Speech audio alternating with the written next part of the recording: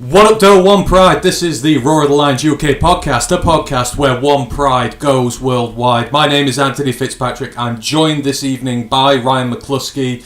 It is a Wednesday evening, which can only mean one thing. Yes, it is the college football podcast Notre-Damus. And Ryan, we actually have college football this week. We have been for months now doing previews of what is to come, and this weekend finally we're going to start getting the payoff for it with week 0. Yep. I like week 0. It seems not fashionable for teams to play, or they try to opt out of it, but you get some interesting matchups. Like I say, we've got Dublin. So that's going to be a really interesting game. Let's say Notre-Dame v Navy this weekend, and it looks like Dublin is going to be absolutely rammed. It's going to be a pretty historic matchup, I reckon. So, yeah, there's tons to look forward to this week. Oh, absolutely. And, you know... I'm not there.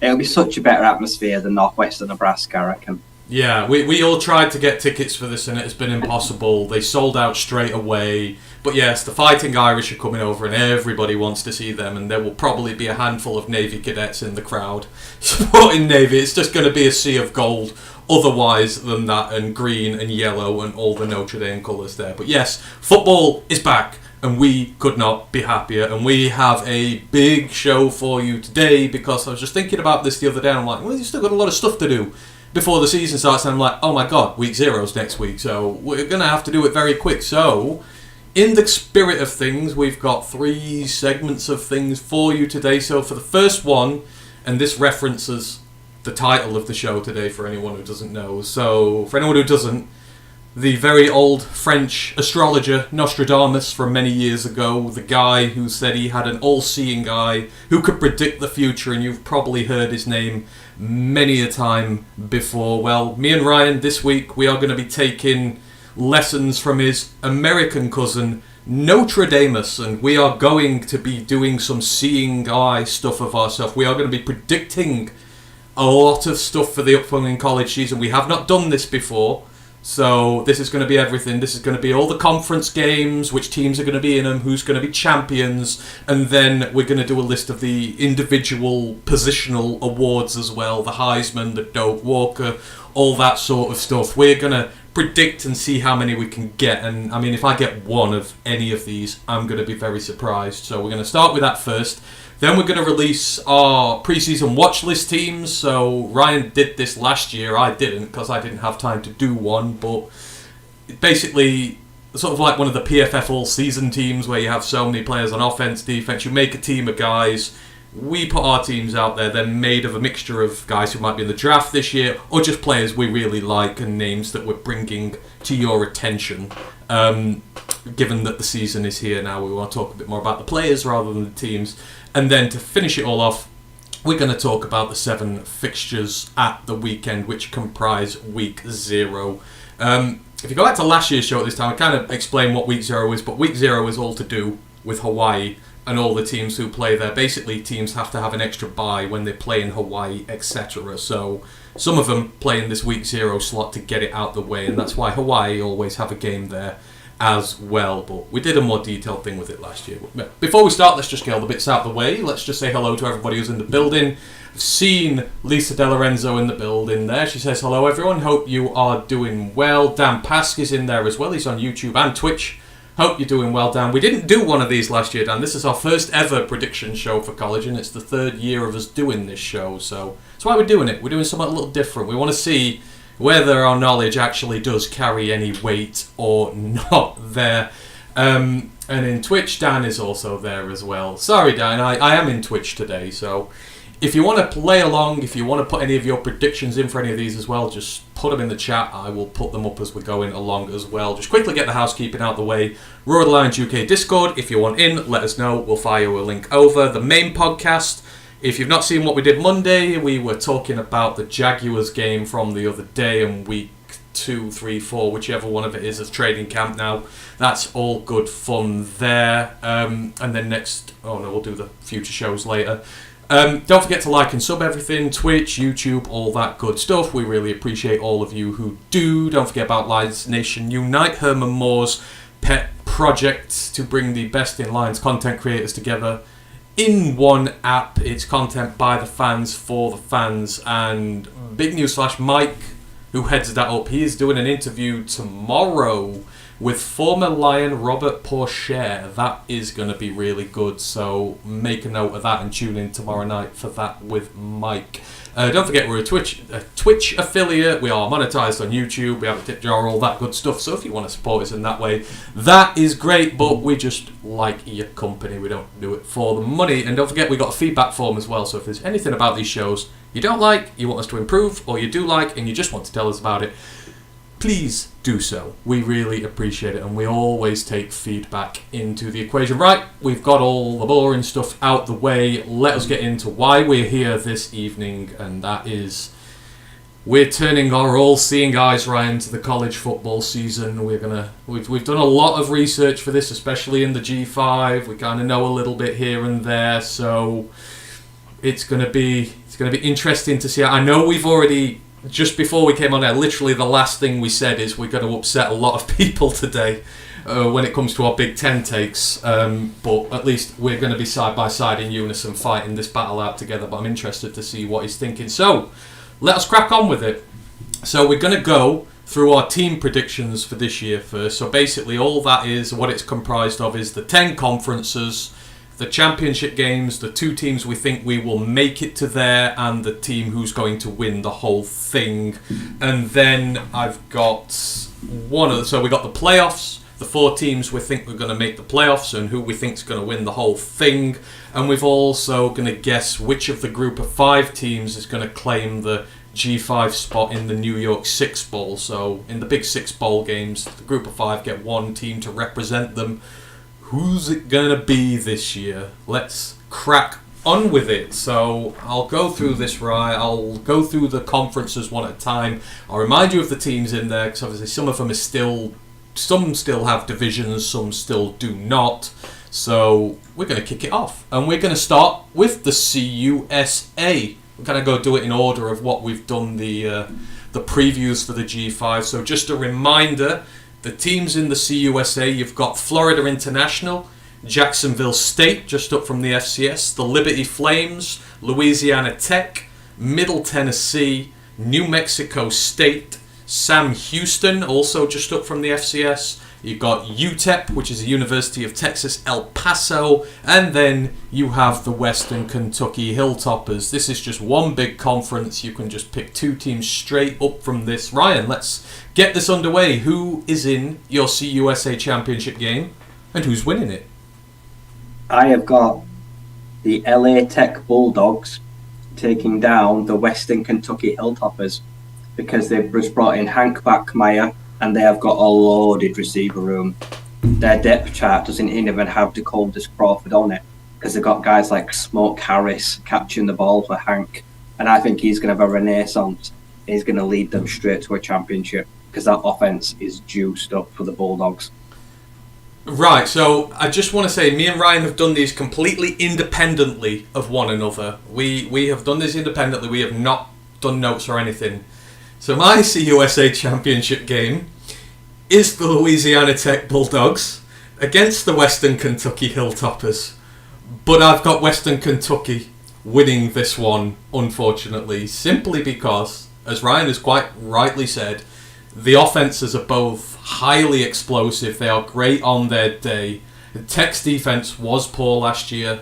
I know it's a lot better this year. There's a lot of new transfers in, but if I'm just stacking them one on the other, I just think Western Kentucky has that little bit of an advantage, and I think with UTSA now gone, they're going to be desperate for it. So we've both gone Western Kentucky and Louisiana Tech, but Ryan's got Louisiana winning, I've got Western Kentucky winning. I want to see if this continues going forward. Right, let's move it on. So next we have the Sun Belt Championship games. So these are still conference. So just a reminder, in the East, you've got App State, Coastal Carolina, Georgia Southern, Georgia State, James Madison, who can't go this year by default of just coming up from the FCS the year ago, Marshall and Old Dominion.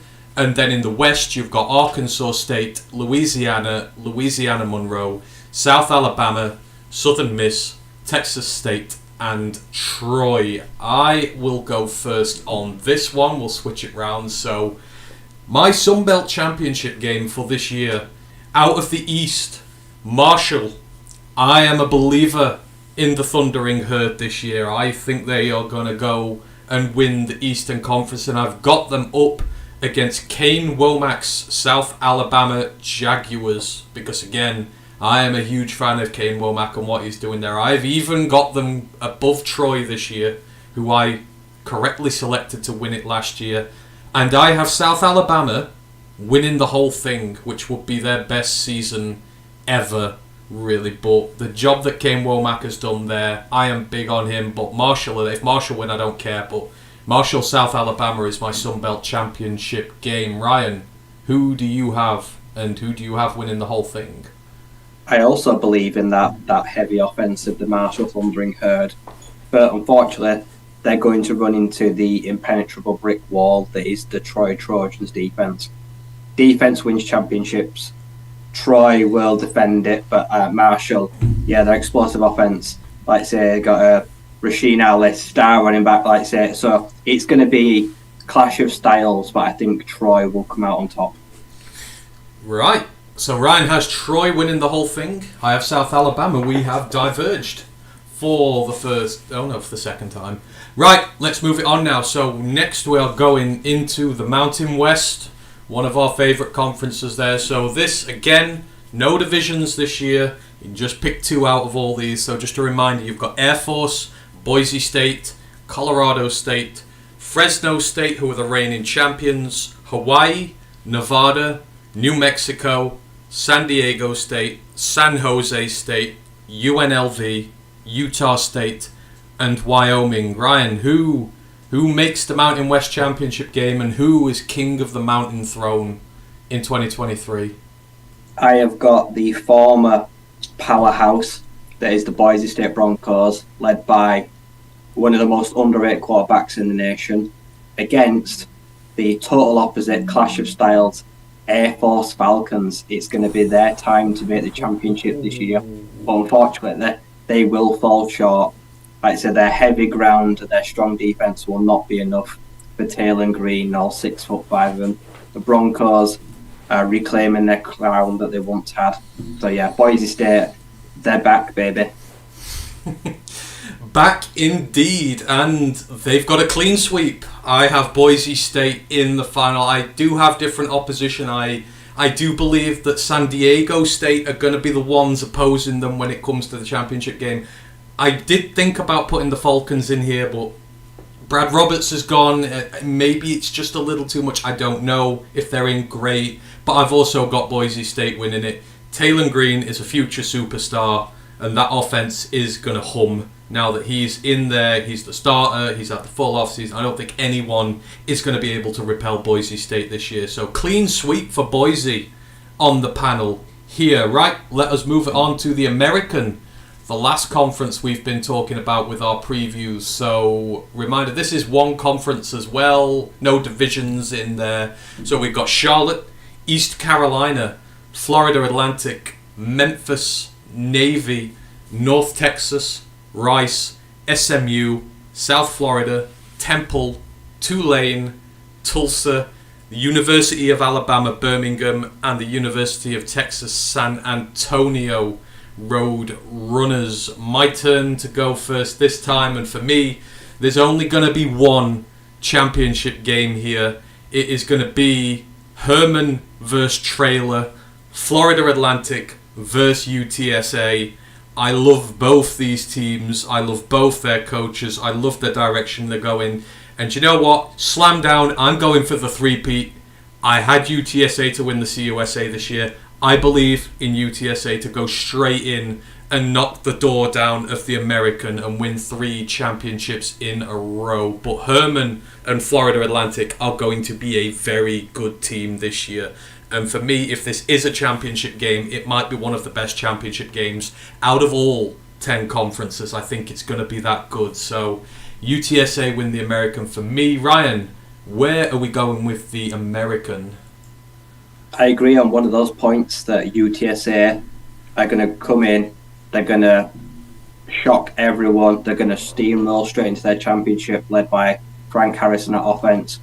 But unfortunately, they will fall short to the Michael Pratt-led Tulane Green Wave. I'm a Pratt believer.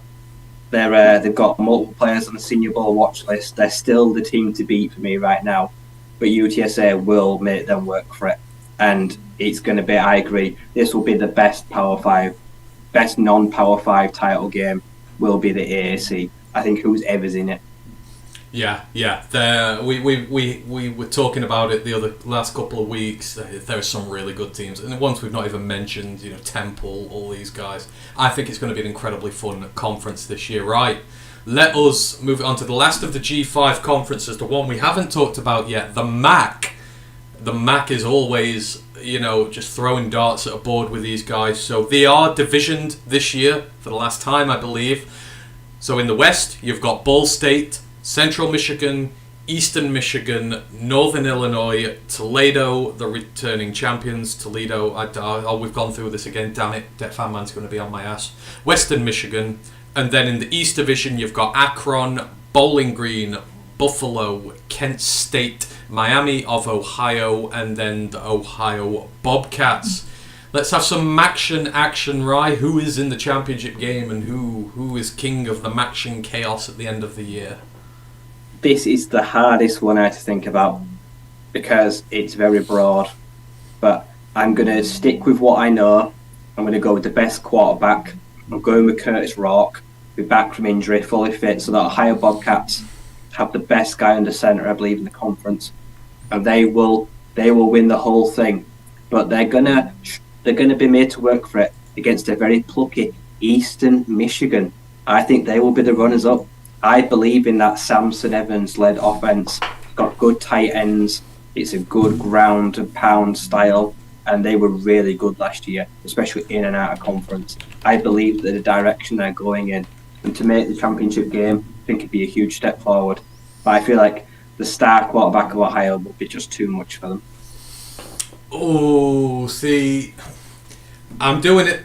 I am going on the Chris Creighton train, and I am riding it to the absolute end. I have Eastern Michigan in the championship game, and I've got them actually coming up against the Miami of Ohio Redhawks. I love what is it Chuck Martin, who's the guy there. They have been a consistently good team for years now, who've just been sort of falling below expectations, but they bring another good, steady team back this year when a lot of other teams are in flux.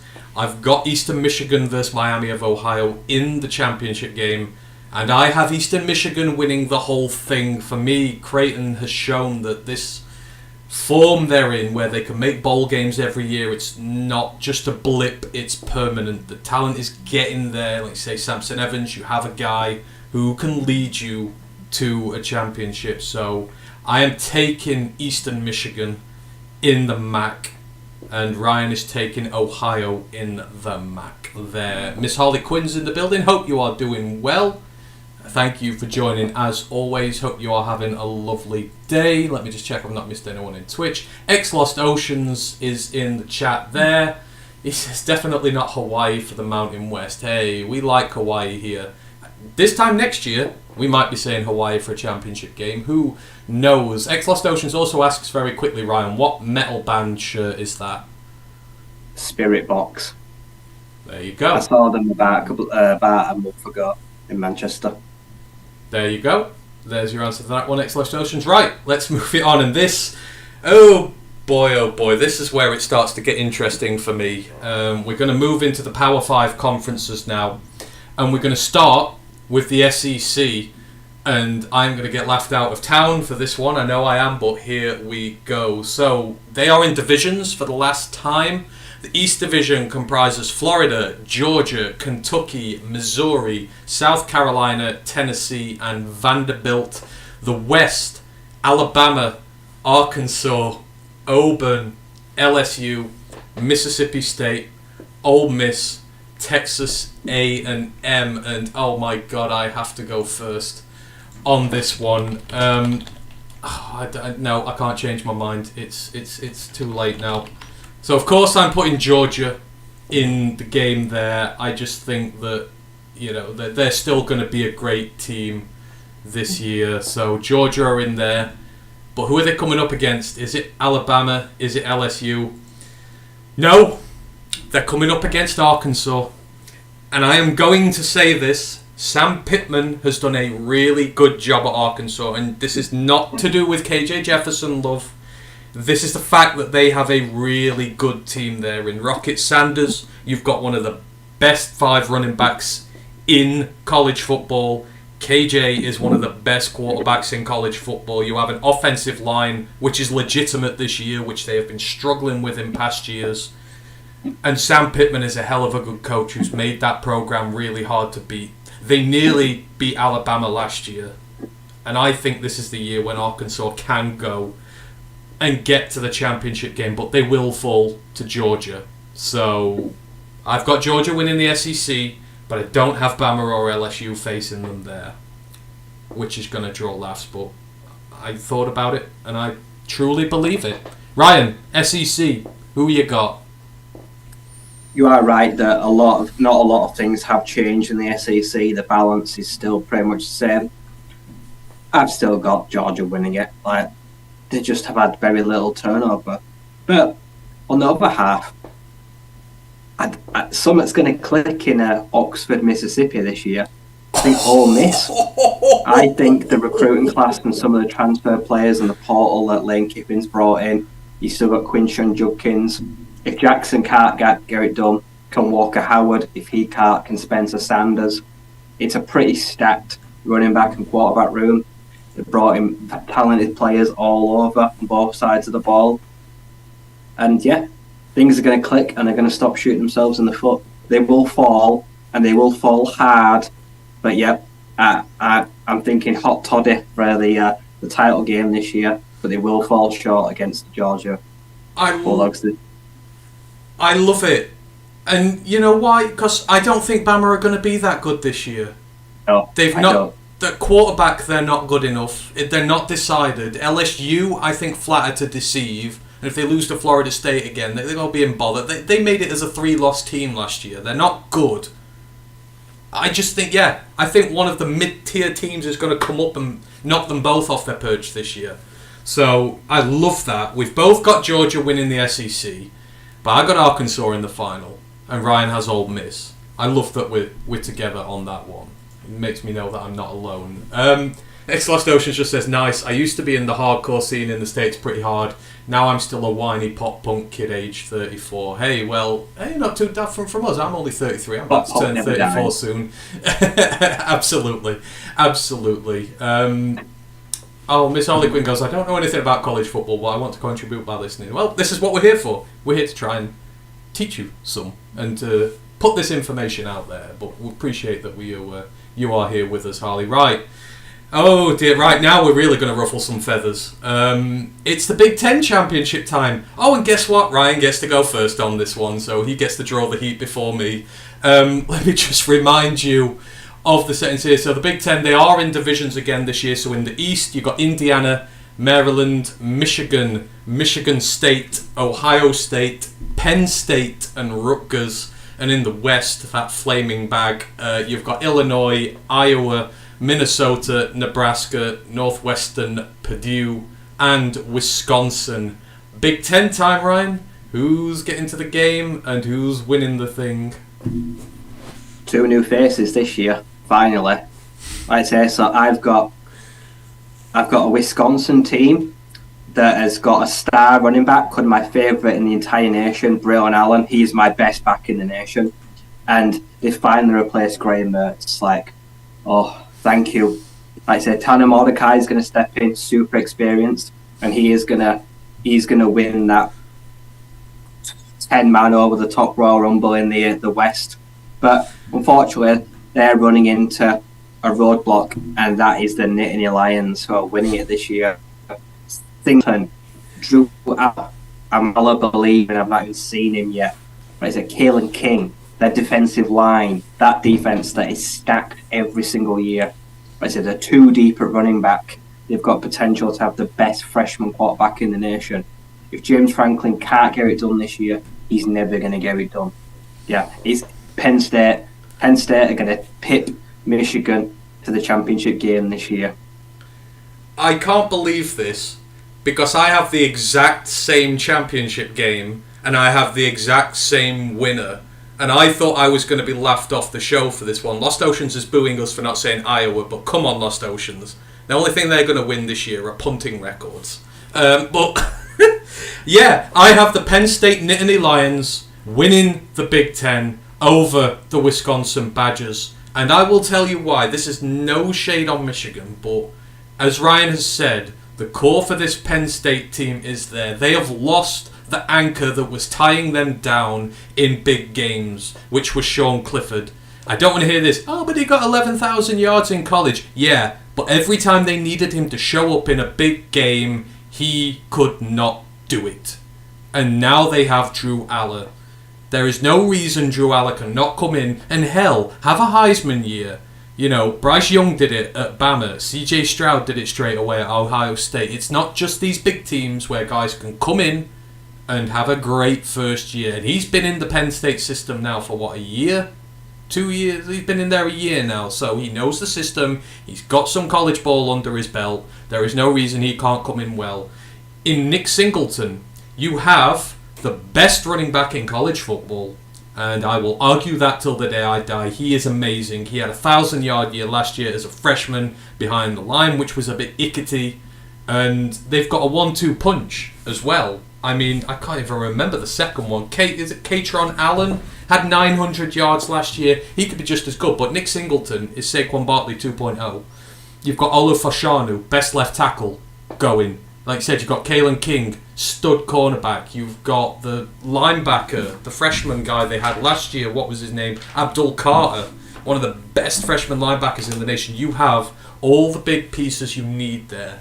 And in terms of how that conference works, Penn State, they've got to go to Ohio State, but Ohio State have to go to the Big House, and Michigan have to go to Penn State.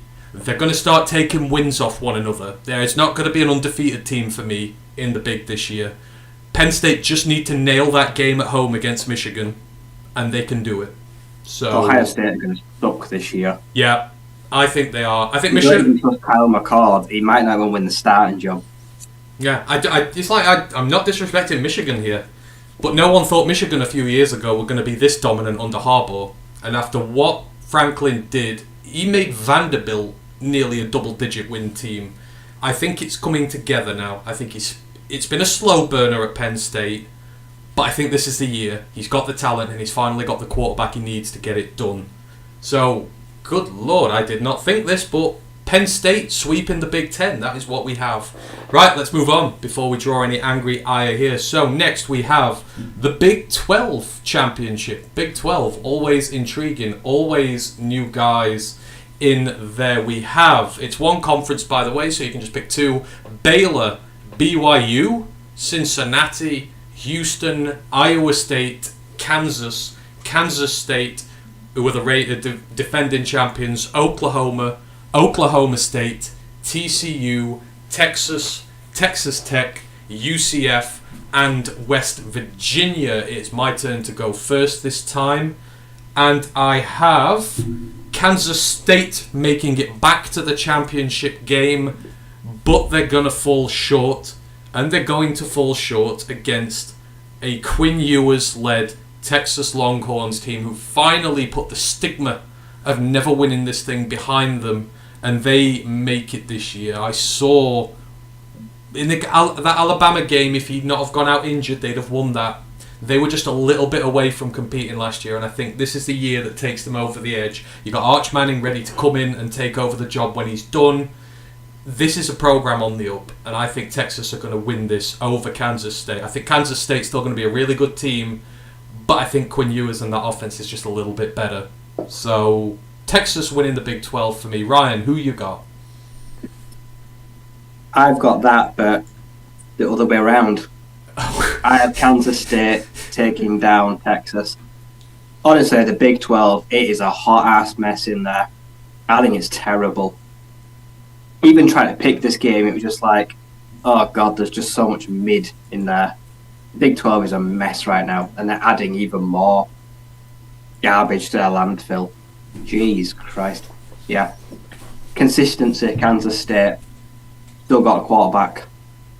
Like I said, they've got a good quarterback that they know and trust the system. Even though, say, guys like Juice Vaughn that have gone, they'll be just fine. And yeah, I agree. This will be the year Quinn Ewers, he gets it together, it clicks. He gets Texas a title game. But under the spotlight, when it counts on the day, he turns into a shrinking violet, I think. I feel like the moment will be too big for him and that he'll let it slip by.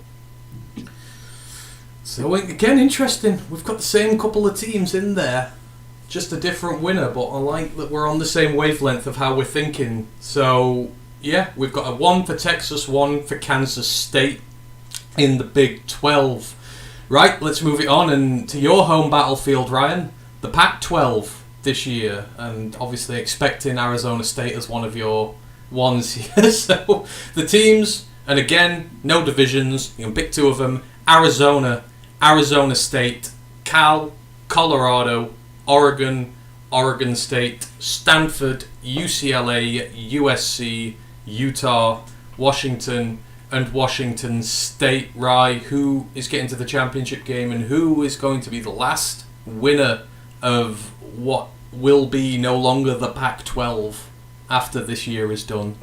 This was difficult. It came down to realistically only 3 teams and 2 places.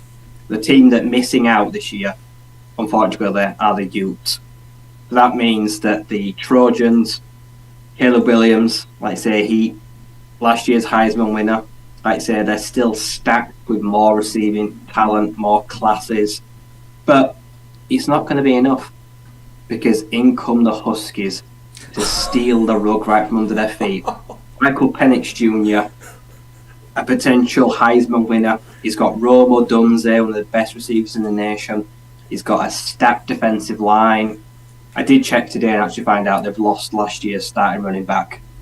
That might have changed things. Their 13-yard touchdown guy is gone for the year. But no, that's it. I'm still a Huskies fan. I'm still buying into it. I'm still buying into Kalen DeBoer and what he's building. Penix Jr. is going out with a ring on his finger in the Pac-12. You know, I'm learning.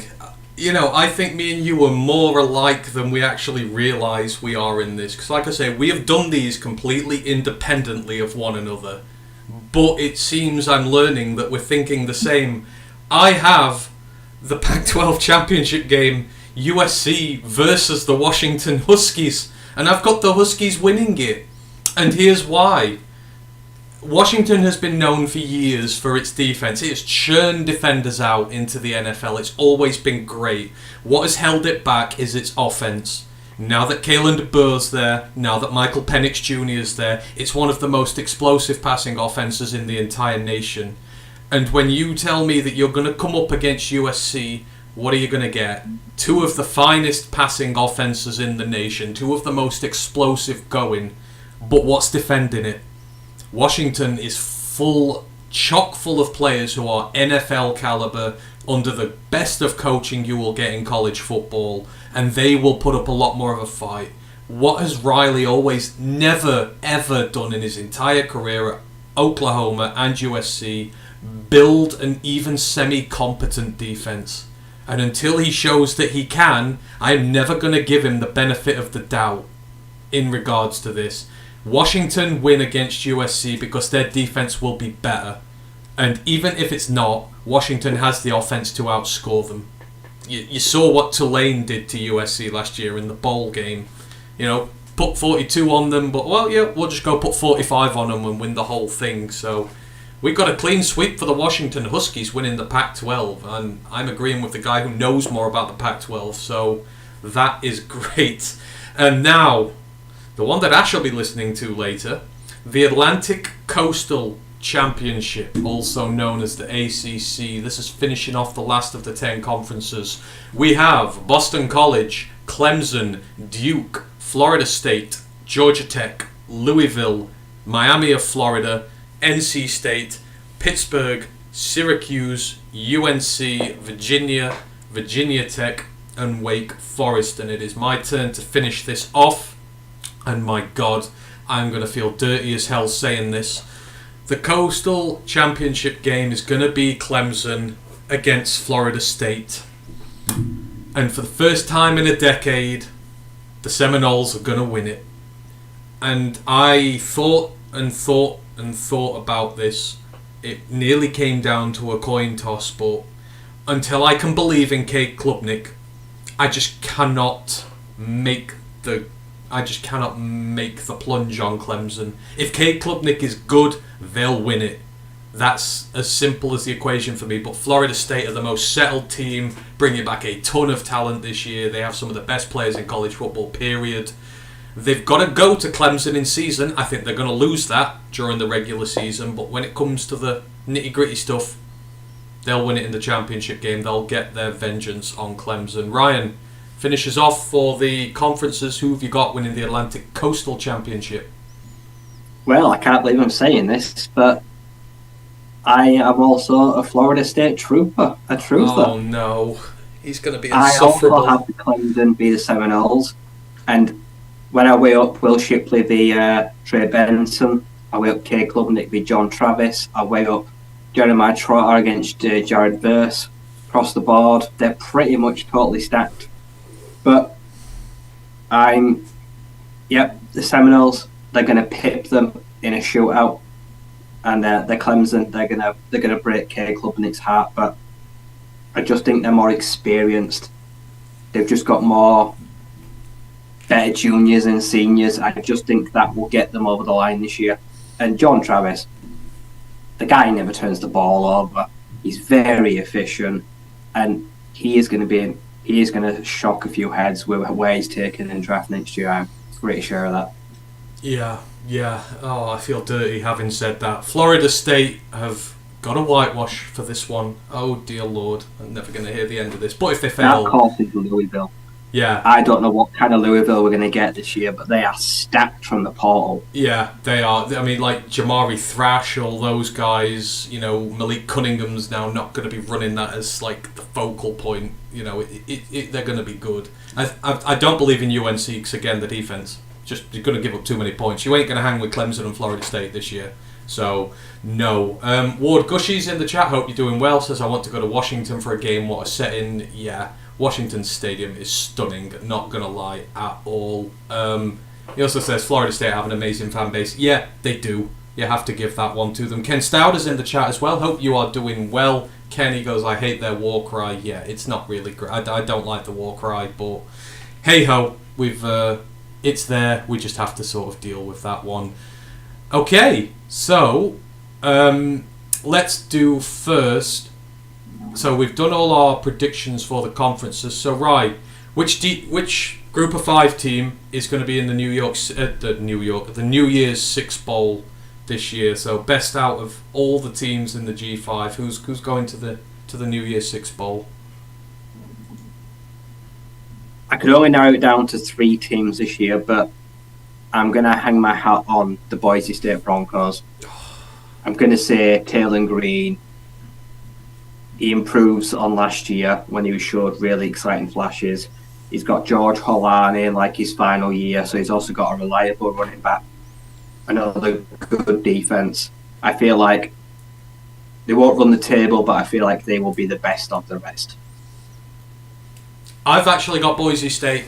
I had it down to Boise State and UTSA as to who was going to win it, but I feel like UTSA might lose a couple in the American, whereas I feel like Boise State can sweep the mountain and they just go unbeaten and they will be really good. So Boise State, the sweep pick for the G5 team to go to a New Year's Six Bowl. And now we've got to do the playoffs. So we need 4 teams for the playoffs. I've tried to keep mine consistent with the picks I've made for the conferences, and I mean, Christ, if this playoff 4 happens for me, then I need to become a mystic. But let's go with you first, Rye. Playoff teams. First go with your 4 playoff teams, and then we'll say the natty winner together at the end. Right, so number 1 will be Georgia. They will play number 4, Washington. And number 3, Florida State, will play number 2,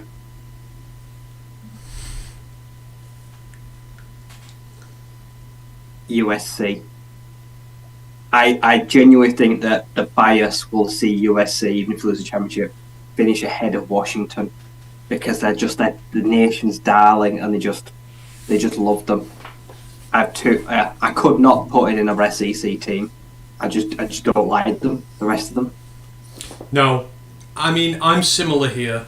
I mean I've not seeded mine, but I've got Georgia in there. I've got Washington in there, but it will be a Pac-12 team. I've got Texas in there because I think Texas can run the Big 12, and we've seen if you can do that, you'll make the playoffs.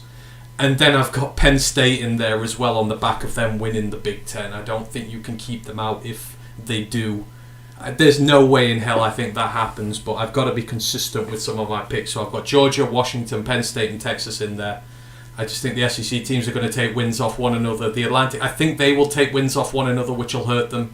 And they've got some, I mean, like if Florida State lose to LSU as well, that will knock them down. If they lose to Clemson in the regular season and LSU, they'll not get in that way.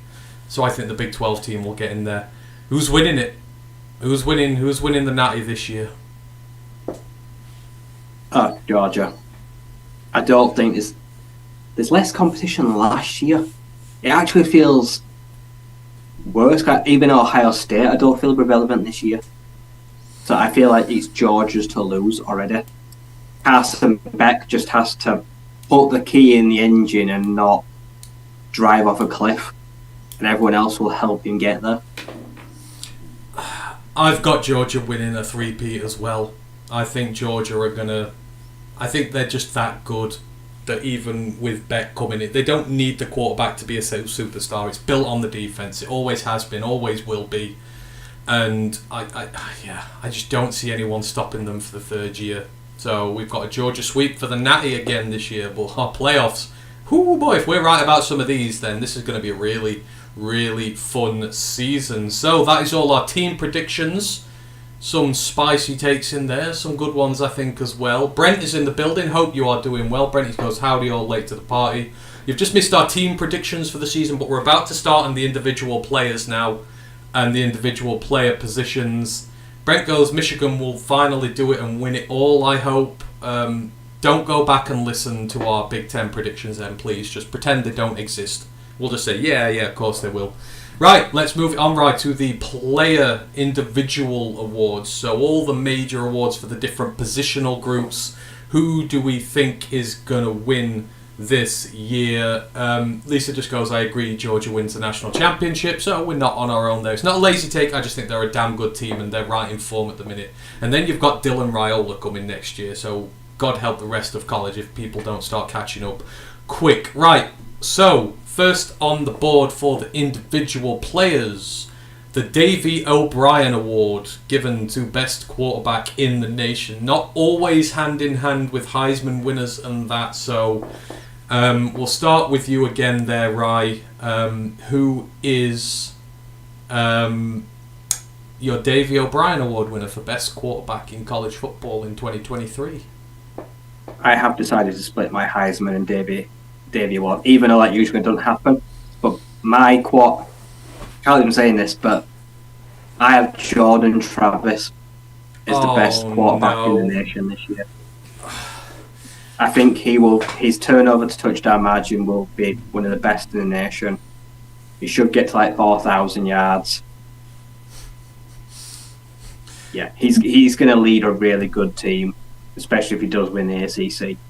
You know what? Let's just do it. Let's just big up Florida State so much that when they fall, we can just rag on them every week. It'll be fun doing it that way. Yes, the Michigan fans are just arriving in the building. I like your team this year. I do.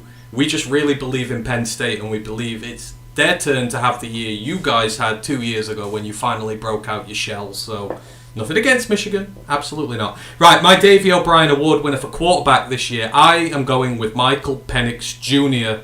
If he can win Washington, the Pac-12, playing the brand of football that he does, he will be he'll be one of the best quarterbacks this year. He'll put up for maybe 5,000 yards this year and will just an insane amount of touchdowns. I know I've criticised him a lot in the past before he went there, but with Kalen DeBoer, he's in the perfect system. I think they're going to win the Pac-12. I think Michael Penix Jr. is going to be the Davey O'Brien Award winner. Right, the Doak Walker Award, running backs. First up is me this time. For me, and then again, this is going to upset Michigan fans, but I've got Nick Singleton winning it. I have not hidden away in my belief in Nick Singleton, been the best running back in college football. I believed he would be this time last year, and I think he proved it last year. You know, he's not got the eye-popping numbers just yet, but as a freshman, over 1,000 yards. He's going to be big in a Penn State team. I think is going to go on and win the Big Ten this year. He is a monster. He is Saquon Barkley reincarnated. He could be, you know, if he was drafted when he gets drafted, if it would be in like a running back friendly draft like in previous years, it'd be top 5, easy doors. But of course, it won't be given the direction we're going in the NFL. But Nick Singleton is my proposal for Doak Walker Award winner this year. Ryan, who have you got for your running back? I have got Braylon Allen from the Wisconsin Badgers. He's my best back in the nation. The kid came into college at 19. He's 6'2", 210, 220. Bench is what's that video the bars bending 525 pounds. Yeah. If you could build the guy in a lab for a running back, you build him. And despite Wisconsin sucking ass last 2 years, he has busted his balls consistently, and he has put up some popping numbers. And he's still so young. The kid's only 20. He's going to be entering the draft pretty soon. He's going to be one of the younger players in the draft. And even if Wisconsin are just okay this year, he will still up ridiculous numbers if they create holes for him and keep him healthy.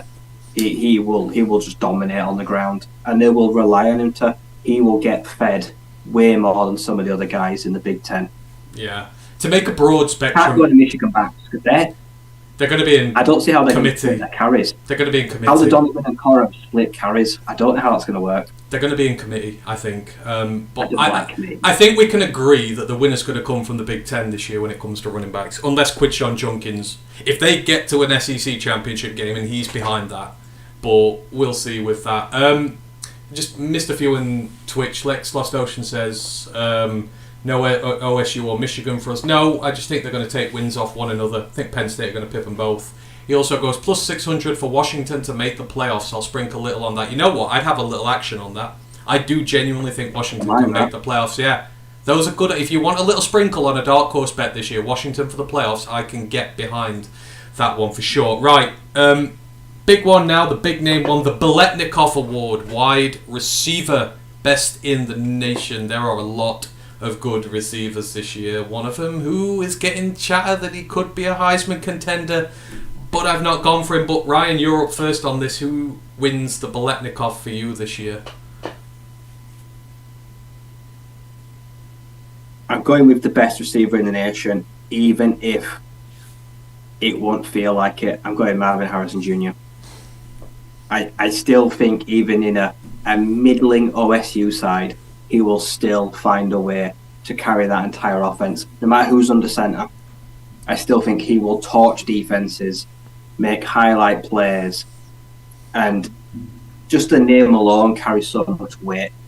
Just who he is automatically makes him one of the favourites, whether the team's good or bad. Like I said, we saw who won it last year. It never has to be a household name. Jalen Hyatt winning that Biletnikoff. Bloody hell, I almost spat blood last year. I was fuming. But I say, yeah, I'm going MHJ. I feel like he's going to win it all and going to take all that momentum in the draft. I'm just glad it wasn't Xavier Hutchinson last year, or we would have had the Ryan's rant of all Ryan's rants. I remember that list coming out and just instantly, no, not him, whatever the hell it is, not him. So I've gone off a different slant here. I'm actually going to go, so I'm sort of banking into my Washington bias here. If Michael Penix Jr. is going to have a fantastic season, his top target is going to have a fantastic season and go home with the Biletnikoff. So I've got Rome Odunze, the Washington Huskies wide receiver. I mean, he could have nearly 2,000 yards this year if it goes to plan. People just can't cover him. He's that good. I know Marvin Harrison is good, but he is dealing with a new quarterback there. We saw what happened with JSN last year. Everyone said JSN was going to be the guy, he was going to be great, and the injuries hampered him a little bit, and it just didn't quite happen. So I've got Roma Dunze for the Biletnikov. Now we're going to move it on to tight end, the John Mackey Award. I mean, for me, there's no other tight end this year. This was the easiest one. I'm just straight up picking Brock Bowers from Georgia. The dude is just stupidly, insanely good. And yes, the blocking does need to get a little bit better, but I mean, as a receiving option, as a guy who's just an absolute cheat code at tight end, Bowers, I think, is going to have an insane season for Georgia, and this was the easiest one for me. There's only one guy I could think who might challenge him, and you might have him, but who's your John Mackey Award winner, Ryan? No, I couldn't give it to anyone that's not called Brock Bowers. A new quarterback coming into a system, Brock Bowers will be his best friend. He'll get all the check downs, he'll get all the digs across the middle, the shallow routes. He's just going to be that safety blanket. And I agree, there are plenty more well-rounded, better tight ends in the nation. If you're looking for a guy that is a weapon, Brock's the man. And like I say, Brock going into the draft is going to kick it into high gear. He could smash the record for how high a tight end's been drafted. Even if at the next level, I doubt him. I have doubts about him as a pro because it's a different game. But yeah, he's going to slaughter it again this year. Yeah, you've got to see the blocking improve big time this year, but he's still going to be a top 5 pick. He could be picked higher than Pitts. Depends on quarterbacks and everything, but he is that good. Right, let's move it on now. The Outland Trophy. So this is for interior linemen. This is on both sides of the ball. I don't know why they don't have offense and defense, but this could be any DT, any center, any guard, even any 3-tech type guys in there. You first this time, Ryan. Who's your Outland Trophy candidate this year?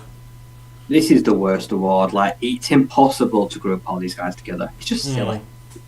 There should be an O-line award and a D-line award. You don't combine them. But yeah, I have gone with a defensive tackle. I've gone with Braylon Trice, the Washington defensive tackle. After last year, broke out. He had 10 sacks last year. Like I say, he's physical. He's good against the run, but he's an elite pass rusher. And this year, I think is the year he's going to break out and just go wild for the Huskies and improve on all his totals last year.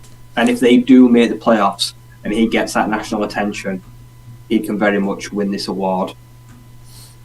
I love that pick. I didn't even stop to think about him for this, but yeah, absolutely love that one. Ken Stouter goes, we need a Tony Gonzalez award for best blocking tight end. I mean, we do. You don't hear about blocking tight ends no more. When you hear about tight ends in draft prospects, they don't talk about the blocking guys. It's the receiving guys. Right, I'm going to make Michigan fans happy now after really upsetting them. So my Outland Trophy candidate for this year, Zach Zinter, the guard. He might be one of the best, if not the best guard in college football. He is an absolute monster for that Michigan offensive line, which has just trucked everybody and anything that it's come across now, apart from TCU for some reason, for years. I think Zach Zinter's going to win it. I think they're going to have another big year. They've got 2 absolute stud running backs. He's going to be part of that there. Zach Zinter, for me, wins the Outland Trophy for Michigan. Right, so we'll move on to the defensive side of the ball now, proper. So I'm going to put these together because there are 2 defensive player awards. One's given by the Associated Press, one by another group. So you've got the Bednarik Award and you've got the Bronco Nagurski Award, both given to best defensive player in college football in the year. So we'll just give 2 answers for this. If we get them the wrong way round, then it doesn't really matter because it's still the same category. It's just who's voting on it. So my 2 candidates for the Defensive Player Awards this year. Hey, Lisa's just put one of them in the chat and she's not used the other name. Thank you, Lisa. I really appreciate that. So the guy I've put for the Bednarik is Jazane Newton, not Martin, from Illinois. I've already done the tape breakdown on him. Dude is an absolute freaking monster, and I think by the end of this year, he'll be the best DT in class. Certainly going into the draft, you're going to hear his name here, there, and everywhere. The guy is freakishly great. So Jazane Newton is my guy for the Bednarik, and then for the Bronco Nagurski Award, I've gone to Ohio State. Tommy Eichenberg, the linebacker. I mean, he is maybe the best linebacker in college football, and he has just played at an elite level his entire career, and I don't foresee that dropping off this year, especially with their D-line always not being great. It makes him stand out a lot more. So Jazane Newton and Tommy Eichenberg are my two picks for Defensive Player of the college football season. Ryan, who do you have for these two? I don't know which way around to put them, so I'll just name them. So, first up, I've got Harold Perkins, the LSU linebacker. Yeah. The do-it-all kid. Can drop back into coverage. He can play against the run. Off the edge, he's a menace. Tackles for loss and sacks. So he's the complete package, and he decided to stay at the Tigers. I say he's going to be a big part of what they do this year. He will be the best defenders in the nation. And then I've gone with defensive back. Ooh. Plays between corner and safety. I have Cooper DeJean from Iowa. Now, his running mate, Riley Moss, has gone to the draft. Kayvon Merriweather, the safeties have all gone. This guy had 6 picks last year. He had like 2 or 3 touchdowns. He is a defensive weapon, and he can move all around 3 positions. Iowa is always known for their elite defensive player. And this guy this year is going to be the heart and soul of it. He's going to be one of the best defensive backs in all the nations. I'm just thinking of turnover-worthy players and momentum-changing players. He offers more than nearly anyone else. I feel like he will be the best defensive back in the nation this year. Ryan's playing up to Lost Oceans there. Lost Oceans should like that pick there. So, okay, let us move it on then. Got a few more to go. So we've got the Butkus Award next. We all know who that's named after. That is for best linebacker in the country. So you first this time, Rye. Who's your outstanding linebacker for 2023? Who's going to win the Butkus? I think I've still got Harold Perkins. I couldn't really decide between them, to be honest. You can stick. That's fine. So yeah, I do think as a natural linebacker, Harold will be up there and win that award. Probably more likely to win this one than the other one. Yeah, no, that's absolutely fine. You can double dip. You can do whatever you damn well please. Right, so for my Butkus Award winner, I've gone different. I've actually gone back to Penn State well here, and Abdul Carter. I've watched his tape from last year. I've watched him more now. The freshman sensation there. You know me. I love Penn State. I love Penn State linebackers. This is the next great Penn State linebacker growing right in front of our eyes here. It's going to be a sophomore year. I think he's going to have a tremendous season, and again, if Penn State win the Big Ten, as I think they will, he's going to shine. He's going to be on a national stage. I think Abdul Carter wins the Butkus this year for me. Moving on, the Jim Thorpe Award for defensive back. Now, I know you've already had a guy on your defensive list there. Don't know whether you're going to change, but for me, I've actually gone back to the Atlantic Coastal for this one. So I've got Andrew Makuba. He is the safety from Clemson. He is one of their best players. I love a good safety, I do. He made some big turnover-worthy plays for them last year. He is one of the leaders on that secondary. And I know I sort of played Clemson down and didn't have them winning, but I think he's going to have a big year for them in their secondary there. So I've got Andrew Makuba, the Clemson safety for the Jim Thorpe Award. Right? I've gone different here. I think now looking at this, I think this could be a total hit or miss. I have gone for Kool-Aid McKinstry. Like I said, he has the swagger of a Jim Thorpe winner, like a Tyrann Matcher, or kind of like those guys. Like I say, he has a bit of a presence on the field. Does he get turnovers all the time? No, but passes defended. He's extremely hard to beat. People go after him, and time again they do regret it. Like you say, he's a shut-down corner. He's not necessarily a turnover guy, but that's what I'm looking for. Guys that either don't get targeted because they don't want to, or when they do, they're creating passes defended. Because I'm more of a passes defended than an interceptions guy, and I feel like he's just going to clamp down before the draft this year. And he's going to step up because, like I said, they lost a lot of defensive backs as well. So he's going to step up and going to be the next generation for them to come through. Oh, a little bit on Cooper DeJean there, right? Apparently he's Iowa's punt returner as well, so that'll get Ash on board. Special teams as well has been a special ace in their DB room there, so excellent. Right, so that's for the players. So we've got Brent goes Penn State to win the Big Ten. The world is right again because me and Anthony disagree as usual. That's why I love you, Brent. You are the yin to my yang. You restore balance to the force, as they were. So actually, we've got 2 more left to do before our predictions show is done. First, we've got the George Munger Award. That's given to coach. So forgive me if I'm wrong, but Willie Fritz won this last year for Tulane. Yep. So this isn't just down to the big guys. I believe it's you to go first this time. Who, Rye, is going to win the George Munger Award this year for best coach in college football? I just think this year is going to be, they're going to keep it simple. When Georgia win the Natty after Stetson Bennett has gone and they've just realised that it's just a conveyor belt, Kirby Smart will take home another Coach of the Year award because he just proves that time and time again he can plug and play because he has created such a quarterback-friendly system that anyone can dominate. No, I get that completely and utterly respect that. But for me, I've tripled down on Penn State. Now I'm going to triple down on Washington. I think this is Kalen DeBoer's to win this year. When he leads them to the Pac-12 and the playoffs, I think that's going to be a huge achievement that will not be ignored in this circle. So I've got Kalen DeBoer winning the George Mungus Award there. And let's finish it off. Left it till last. It's the big one. And this might be my worst prediction of all this evening, which some people might say is impossible because I've already made some bad ones. I know Brent will. Who wins the Heisman? Ryan McCluskey. The person who retains the Heisman will be Caleb Williams because he will put up insane numbers this year, even if I don't trust the Trojans. The Heisman is not about winning games. I think he's just going to go balls to the wall, 5,000 yards and like another 35 touchdowns.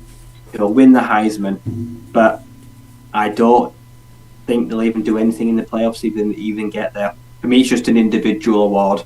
It will just go to the best player and leader and guy on the field, and yeah, he's just everything. All right, so we've got a repeat there for the Heisman winner. Would he be the third guy to repeat win it in a row? Because obviously the Bama quarterback did, the one who we always speak of funnily, but has anyone else retained it? I'm not sure. I'll have to have a think about that one, but for me, in fact, quickly, Brent says Fritz deserved to win it last season. Tulane came out. Yeah, we were all fully on board with Fritz winning it last year. No problem whatsoever. My Heisman Award winner for this year, and again, I thought about this long and hard. I tried to talk myself out of it. I tripled down on Washington. I tripled down on Penn State. I'm going to quadruple down on Penn State. Drew Allen. I think Drew is going to come up this year and have an amazing season. I think Penn State are going to shock everybody, and I think Drew is going to shock everybody. I'm going Drew Allen for Heisman. And if I get that right, then, I retain the right to be the font of all knowledge for the rest of all time. And when I get it wrong, you can all let me know about it, of how badly a mistake I made. So we've got Caleb Williams and we've got Drew Allen winning the Heisman. So that is everything for our predictions for the college football season. If you've not tuned in to see them all, you can obviously go back and listen. There are some spicy ones, there are some fun ones, but that is what we think. So I'm interested, right? The teams, we were pretty even on a lot of those. I'm surprised, but it's gonna be a fun one this year, isn't it? For a lot of these. Yeah, there's going to be a lot of new faces in these awards because, like I say, just a huge turnover of guys hitting the portal. A lot of experienced guys now at lesser teams or have hit the draft or have just used up their experience. So there's going to be a huge shift in power this year.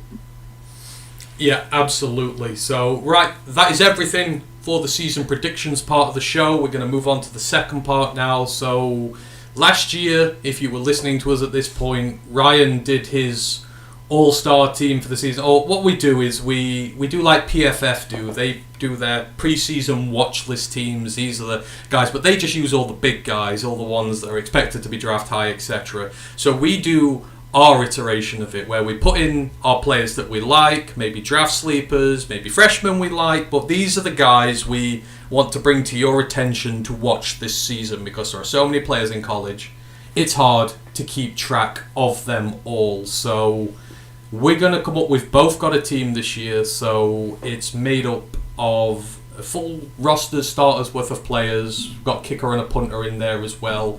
So we'll do it one after the other in terms of the positions. Maybe say a little bit about them if you want to. Some of them we've already mentioned. And then when this is all said and done, maybe tomorrow, I will put some snazzy graphics up on Twitter with the whole teams on there so you can look and see whether you agree or disagree with them. I've got a few honourable mentions as well, so it's going to be fun. So let's crack straight on with it. So in terms of the offences, so we've got one quarterback, 2 running backs, 2 wide receivers, tight end, and then 5 offensive linemen. I've done mine 2 tackles, 2 guards, centre, but you don't have to. I don't know what you've done with yours, Ryan, but let's kick on with it. We'll start off with the quarterbacks. Who is the quarterback in your team to watch this season who people need to be aware of? For me, I've gone with an experienced transfer. So the Boilermakers have lost Aidan O'Connell, but they went out and decided to bring in Hudson Card, the former 4-star Texas quarterback. Now, in a small sample size last year, about 4 games, for 1,000 yards, 6 touchdowns and interception before Quinn Ewers came back. He's never really had a chance to show what he is, but I feel like he could be one of the best transfer quarterbacks in the nation this year. Purdue need an experienced quarterback, and I feel like he could surprise a lot of people and have a really good season that will go under the radar. But I want to see this kid play 12 games, because so far we've not seen him play that in like 4 years, let alone a season. So I want to be able to judge him better, but I feel like he could make the Boilermakers a fun team to watch this year. Alright, so Hudson Card on Rye's side. So for me, easiest pick, if any of you out there were going to guess these teams and guess a position on one of ours, you'd know my quarterback. He's the most disrespected quarterback in all of college football, and I will bang the drum for him till the end of time. Of course, I'm talking about KJ Jefferson of Arkansas. Sorely underrated, dual threat quarterback, has performed really well in his first 2 years. He's had quality performances away at Alabama, LSU, Ole Miss, Missouri. He's been to every one of these hotbed SEC stadiums and performed well in an Arkansas team which is getting better and better. I just love this guy so much as a quarterback. I will probably do some tape on him this season, but KJ Jefferson, the guy you've got to watch for Arkansas this year, he is a stud in the making. And I did put in an honourable mention for Taylor Green as well. Me and Ryan have mentioned him already, the Boise State guy in the group of 5.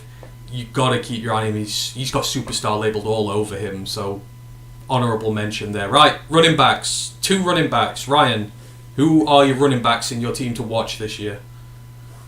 So this year, I think Cam Rising's going to need a bit of help this year, so I've gone with Jaquindon Jackson, the Utah Utes running back.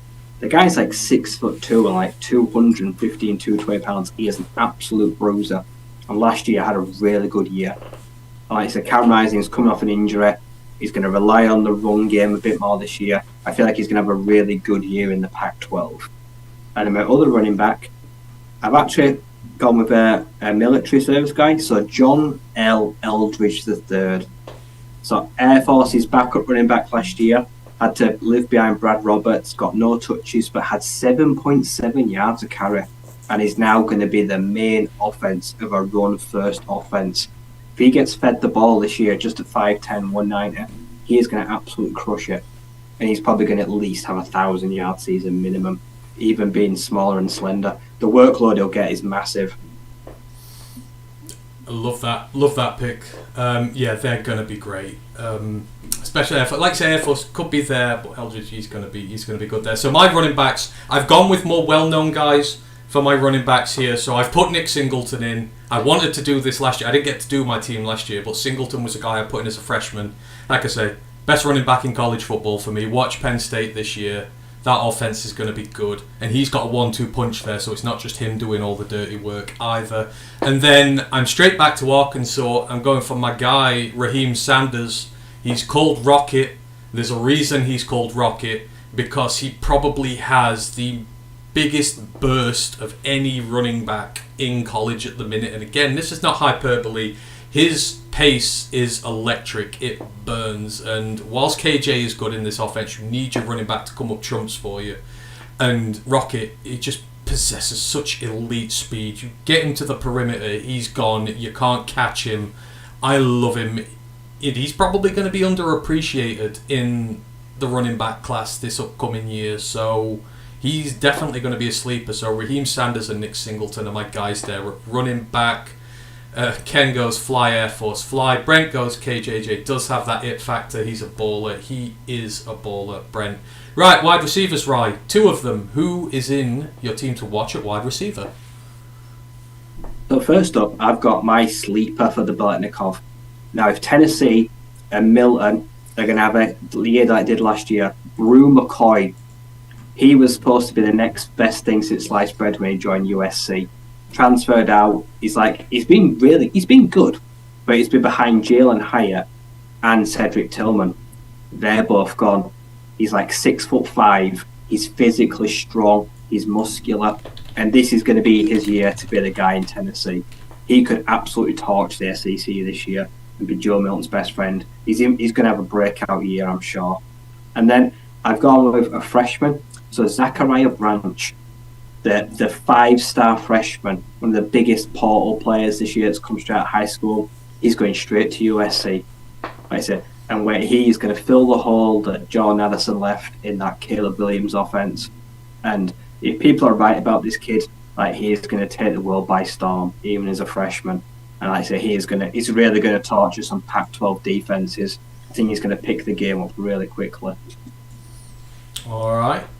Love those picks. Moving on to me, my 2 wide receivers. So I'm actually going for group of 5 guys here, and we've highlighted these. So my first one is Torrey Horton. He is the wide receiver from Colorado State. He's their 6'2", 180-pound outside wide receiver. They were not a good team last year, but he was the guy. He had 1,100 yards last year receiving. He had 2/3 of Colorado's passing touchdowns. He's a guy who spent a couple of years at Nevada developing there, but he's in a system now where Colorado State produce NFL talent. You've had Gallup come from there, Michael Gallup. You had Rashard Higgins, Preston Smith. He's about to resurrect that line of guys coming out of there, and Colorado State's a team that's rebuilding this year, but he's going to be right in the thick of things. He'd be one of the best wide receivers in the G5 potentially, so I've got him as one guy. And the other guy I've got, he's in the G5. He's the Yak King. We talked about him during the previews. Malachi Corley. This guy is sensational. 5'11", 210 pounds. He is one of Austin Reed's main guys. He had 11 touchdowns, 1,282 receiving yards last year. It was 5th amongst all receivers in the nation. 975 of his 1,282 yards were yak. It was the most in the nation by about 300 yards, and the most recorded yak in a season since stats by PFF College were started. He forced 40 missed tackles, 40, 13 more than any other receiver. It's also another PFF era record. This guy is a potential unicorn when it comes to the type of receiver that he is, and he's still got a few years to go left, and he is in one of the best offenses in the entire country. Malachi Corley is going to be a gem, and if he has another great year, you're going to see him in the Power 5 sooner rather than later. So yeah, I've got Torrey Horton and Malachi Corley there. Tight end, Ryan. Who is your tight end?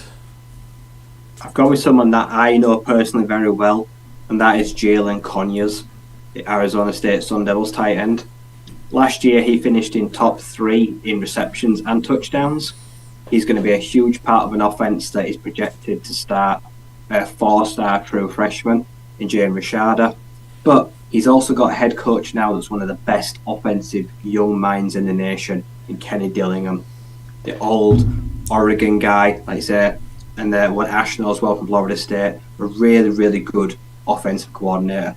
Arizona State have poached him as their head coach, and I think he'll have big plans to incorporate this man to potentially be the entire outlet for the Sun Devils offense this year with whoever's under center. He could be in for a really big year in the Pac-12.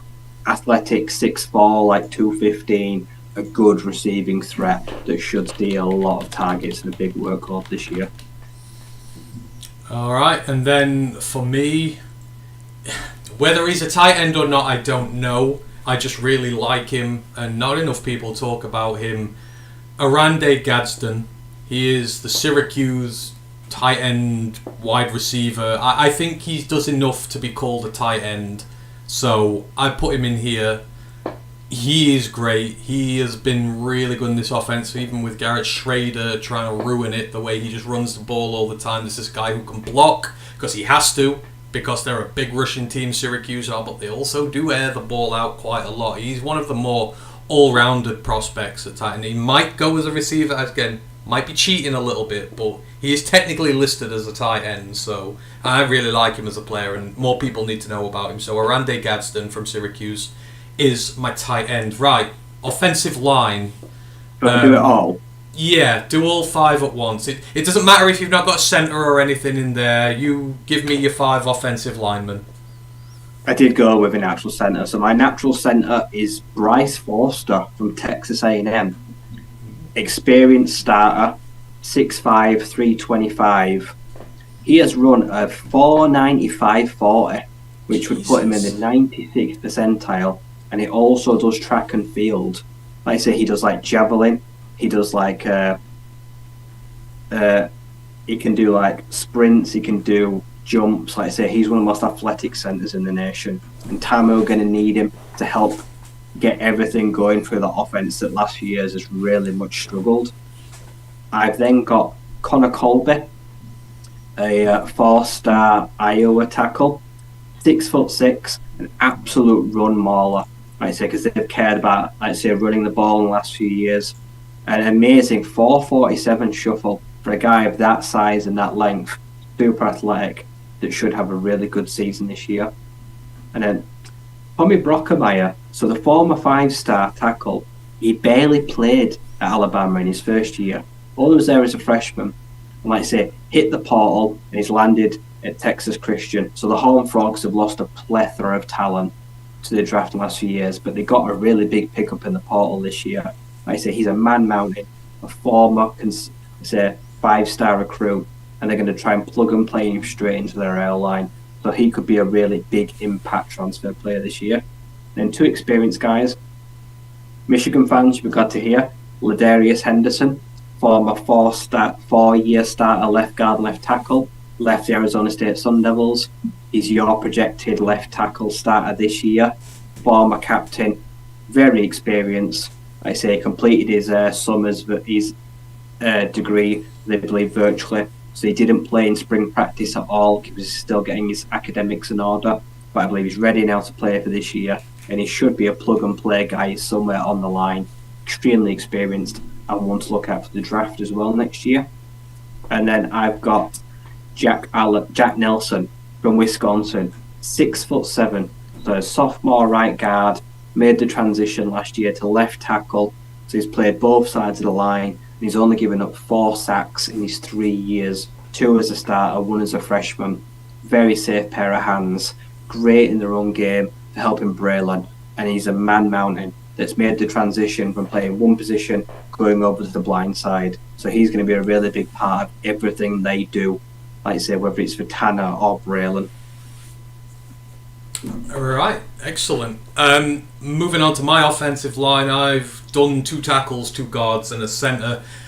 A centre I had to think about long and hard. It was a coin toss between these 2. I put the honourable mention out to Sincere Hainsworth, the Tulane centre, vastly experienced, part of that team that won the American last year. He will be a drafted centre absolutely when his time comes this season. But I've instead gone off mainland America all the way out to Hawaii, and I've taken their center, Iliki Tanuvasa, and this guy has the potential to be special. He started off with them last year, so he's a 2-year starter now, and in 2 years, on 618 pass blocking snaps, he's given up 2 sacks and 1 quarterback hit on over 600 snaps. He's 6'2", 300 pounds, perfect size for the position. He's a team captain, leads by example on and off the field. This is a team that has been in complete and utter flux, lost all of its players when Chang came the year before last. Tanuvasa stayed, been very loyal to the program. He's played significant snaps at right guard first year, then the centre second year. Like I say, there's 2 sacks and 1 quarterback hits and over 618 pass blocking snaps. This dude is the real deal. And again, another year, you're probably going to see him move up to the Power 5. He is a monster. I love him. Guard, I've got 2 guys. This is my favourite player in college football this year. Pure and simple. Love this guy. Mentioned him enough. I'm going to UConn. The guard, Christian Haynes, might be playing some centre this year as well. He is 6'3", 305 pounds. Pure brute strength. He is a vastly experienced 4-year player for them. He has over 2,500 snaps, really coming into his own as a player. He had 350 pass blocking snaps last year, didn't give up a sack. He gave up just 3 pressures all season. That was it. He had a 91 grade in Pass Pro. He's given up just 2 sacks on over 850 pass blocking snaps in the last 2 years. The run blocking, it's improved year upon year. He had a career high 85 grade last year. And what's really interesting about this guy, his best 2 performances last year came against Michigan and Liberty. Michigan and Liberty had 2 of the best defensive lines in the nation, period, last year. Both elite units, and he balled out against them. He made All-American honors last year, just the 3rd player in UConn history to do so, and their first since 2010. He's in the list. He's in the top 101 college players he was in the top 100 of players last year. I love this guy. They're gonna try him a little at center this year, so he's gonna get inside versatility as well. I'm going to be all over this guy when draft time comes if we still need a guard with the Lions, because he's amazing. My other guard I've got is Khalil Crowder. He is from Georgia Southern, 6'1", 305 pounds. He's an all Sunbelt guard. Shining jewel on their offensive line there. They had a good season last year, Georgia Southern, with their new head coach there, Clay Helton. They surprised a lot of people. 1,192 career pass blocking snaps for him. He's given up 1 sack and 6 quarterback hits. And he's got nearly 2,500 snaps in college altogether. Run blocking is really good. The pass blocking's there. And Georgia Southern could be a dark horse for one of the better teams in the G5 this year if they somehow bring it together. You're going to hear his name in regards to the draft next year. And then my tackles. One you'll know, one you won't. Kingsley Suamatala. He is the big left tackle for BYU. You all know me. I love my BYU offensive lineman. I think behind Olu, he is the best tackle in this year's draft. I think he's better than Joel. I think he's better than any of those other guys. And now BYU are a Power 5 team. I think he's going to be able to show it. Dude's just a man mountain, and they will run behind him for days. And they just happen to have got themselves a running back this year, because last year they didn't have one, and that's why they sucked balls. But BYU have reloaded where they're strong. They're going to run it through him. He's going to get a lot of buzz coming to the end of the season. And then the other guy you might not have heard of, Fabichi Nwewu. He is going to be the right tackle for North Texas this year. He was a right guard last year, 6'4", 316 pounds. He was a freshman All-American, first year in college football, full stop. Had a terrific season for them. Didn't cough up a single sack. He gave up just 3 quarterback hits in over 430 pass blocking snaps. He's moving out to tackle this year. The team trust him to be able to make that transition out. He's got the frame. He's got the power. If he dominates at tackle like he did last year, you've got yourself a highly talented offensive lineman who has versatility. And he's got 3 years to go before he hits the draft.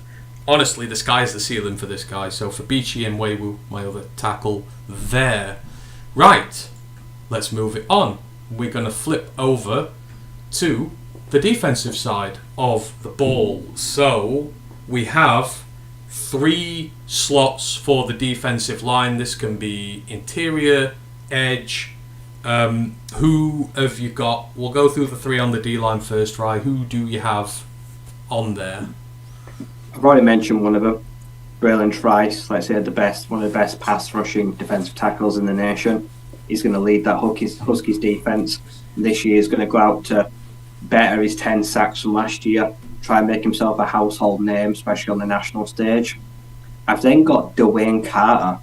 I say he moves all around the Duke Blue Devils defensive line, and they were rapidly improved last year, and he was a big part of it, one of the anchors on that line. He's going to look to have himself a really big year this year.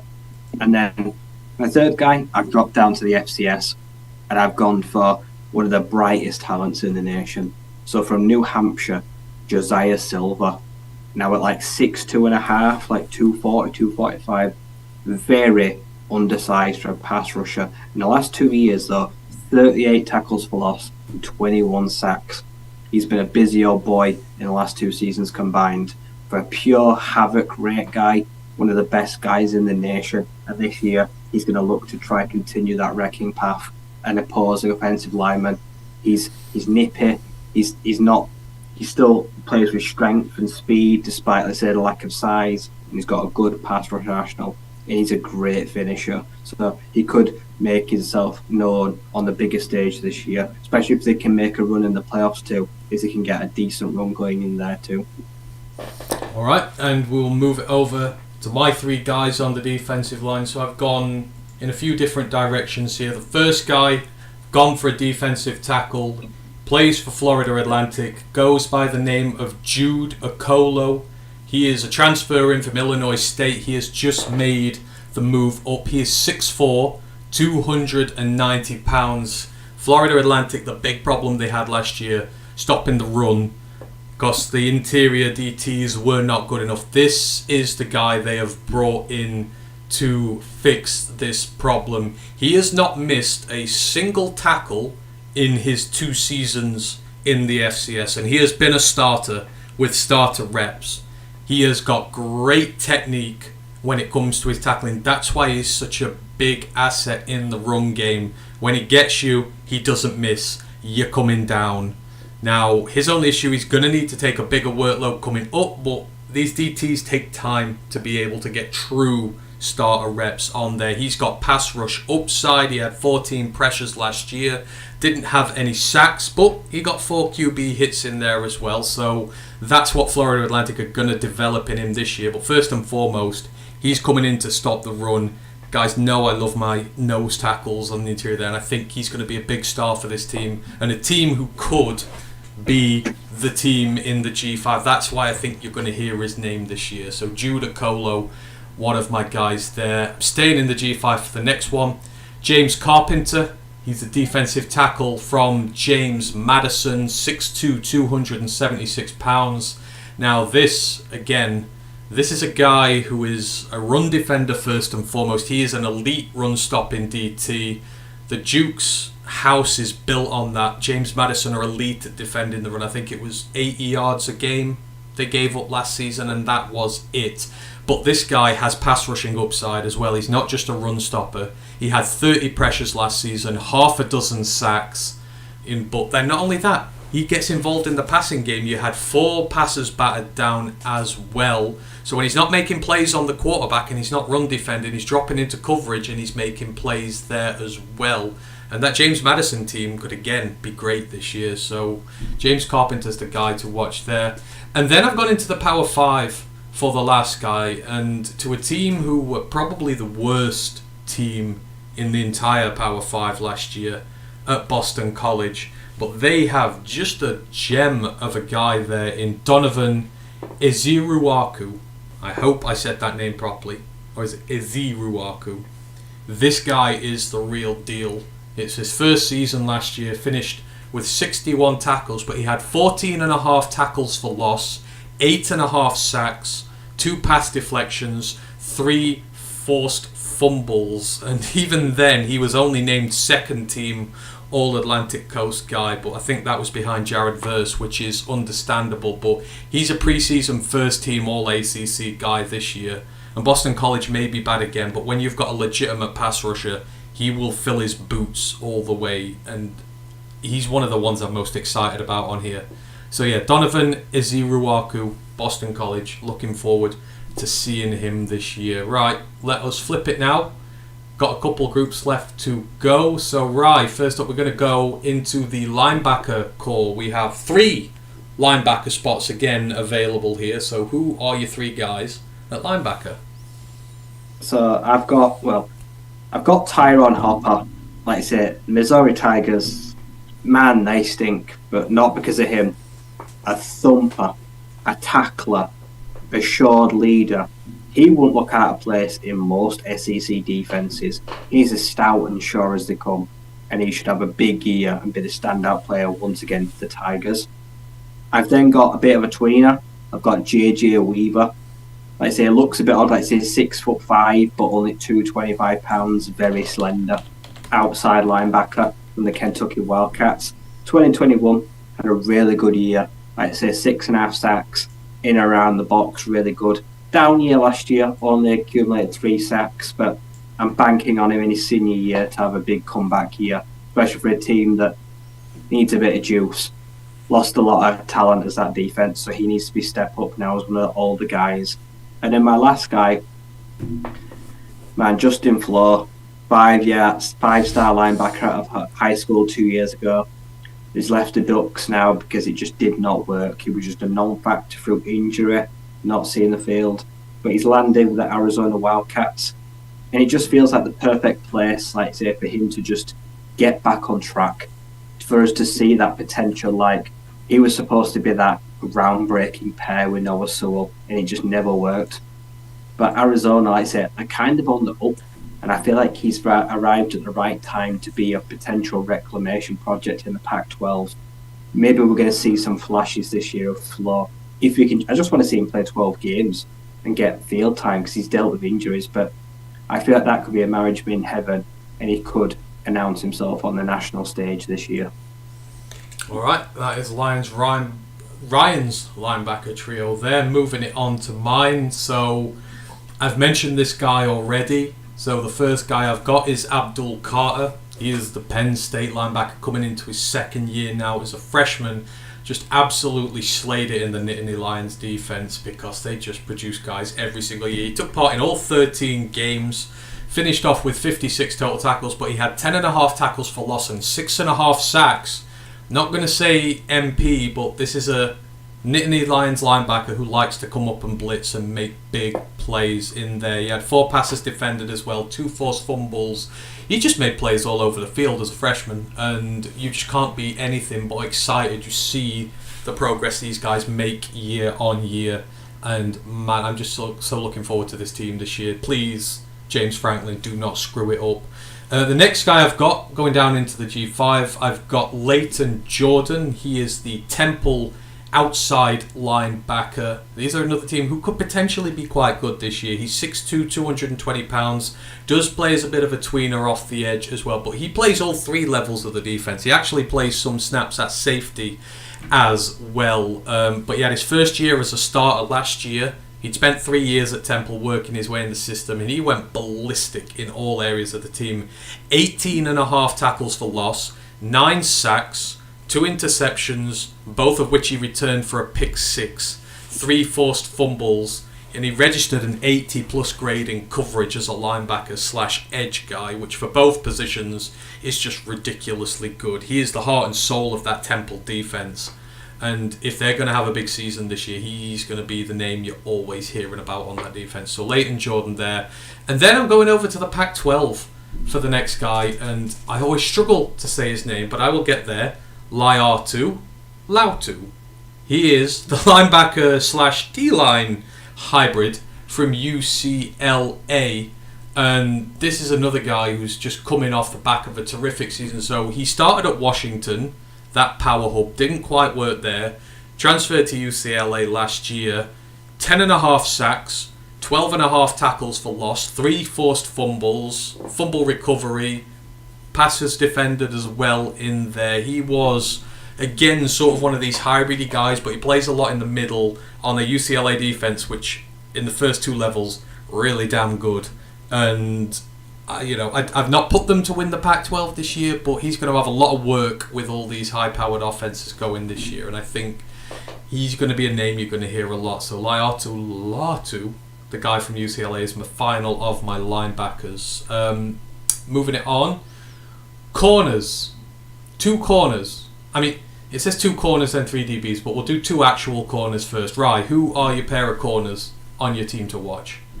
The 2 outside corners. Yep, Cooper DeJean. He's just going to slot in outside corner where Riley Moss was last year in Iowa, and he's just going to hold it down.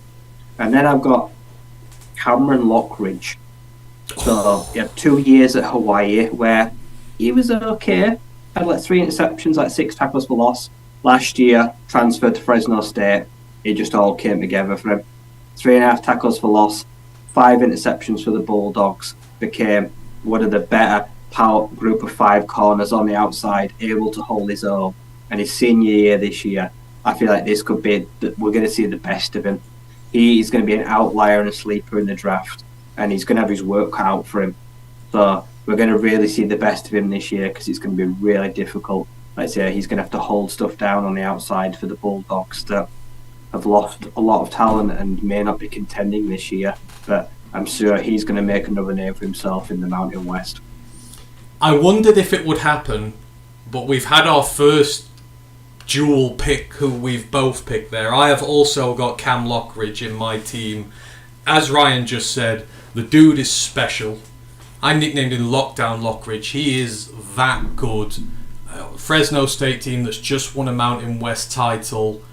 Could potentially do it again depending on what's going on, but he gave up just 23 receptions on 56 targets last year. 5 interceptions, 7 pass breakups.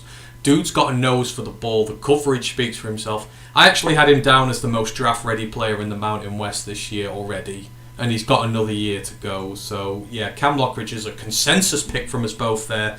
The other guy I've stayed in the G5. I'm going over to Marshall, my favourite Thunder and Herd guys, and I've gone with Micah Abraham, another guy who I think is just flying completely under the radar because of where he plays. And I have completely missed my notes on him, but there we go. So yeah, he had, I think, nearly 6 picks he had on the ball last year, and again, another coverage grades are absolutely outstanding. Another lockdown outside guy. If Micah Abraham and Cam Lockridge were my 2 guys on the outside, I'd be very happy. So yeah, got Cam Lockridge, got Micah Abraham from Marshall. Love those 2 guys. And then we've got DBs. Now, I don't really mind how these are done. If you want safeties, fine. Hybrids, fine. That's what I've kind of done, really. So, finishing off the defensive side of this, who are your 3 DBs to watch this year? Yeah, I've gone with more nickel safety guys. So, first up, I've got Max Melton, the Rutgers defensive back. Very versatile. Like I say, tested quite often. Like I said, the Rutgers defense is usually preyed upon. But last year, got a few interceptions. Like I say, made people punished for when they do take him on. I feel like he's one of the guys that has got to hold it down for the Scarlet Knights. He's trusted. And like I say, he will make plays on a defense that is sometimes absolutely rolled over, but he gives it us all, and he does have the ability to split momentum in the game by getting a turnover. I've then got RJ Mickens, so the running mate to Andrew McCuber in Clemson. Like I say, he's a good do-it-all defensive back. He's got versatility. He can move around. Like I say, he's physical, kind of a nose for the ball, works good in a tandem. Like I say, he's going to have a really good year of Andrew. And then a guy that can be trusted at the safety position on his own. I've got Tyler Nubin for the Minnesota Golden Gophers. Like I say, he can play as a high safety on his own. He has got the ability to track side to side across the field and has got a good number of interceptions in the last few years. Has got a nose for the ball and can be someone that can cover the back end of the field for the Golden Gophers if needs be. They can all rotate round, but all of them offer something different.